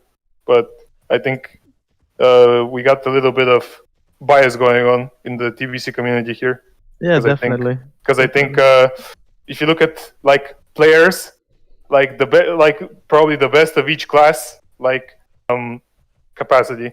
I think like it's not just the fact that the class is insane, but it's also fun to play with, and it teaches you a lot of fundamental things about the game. That I agree with.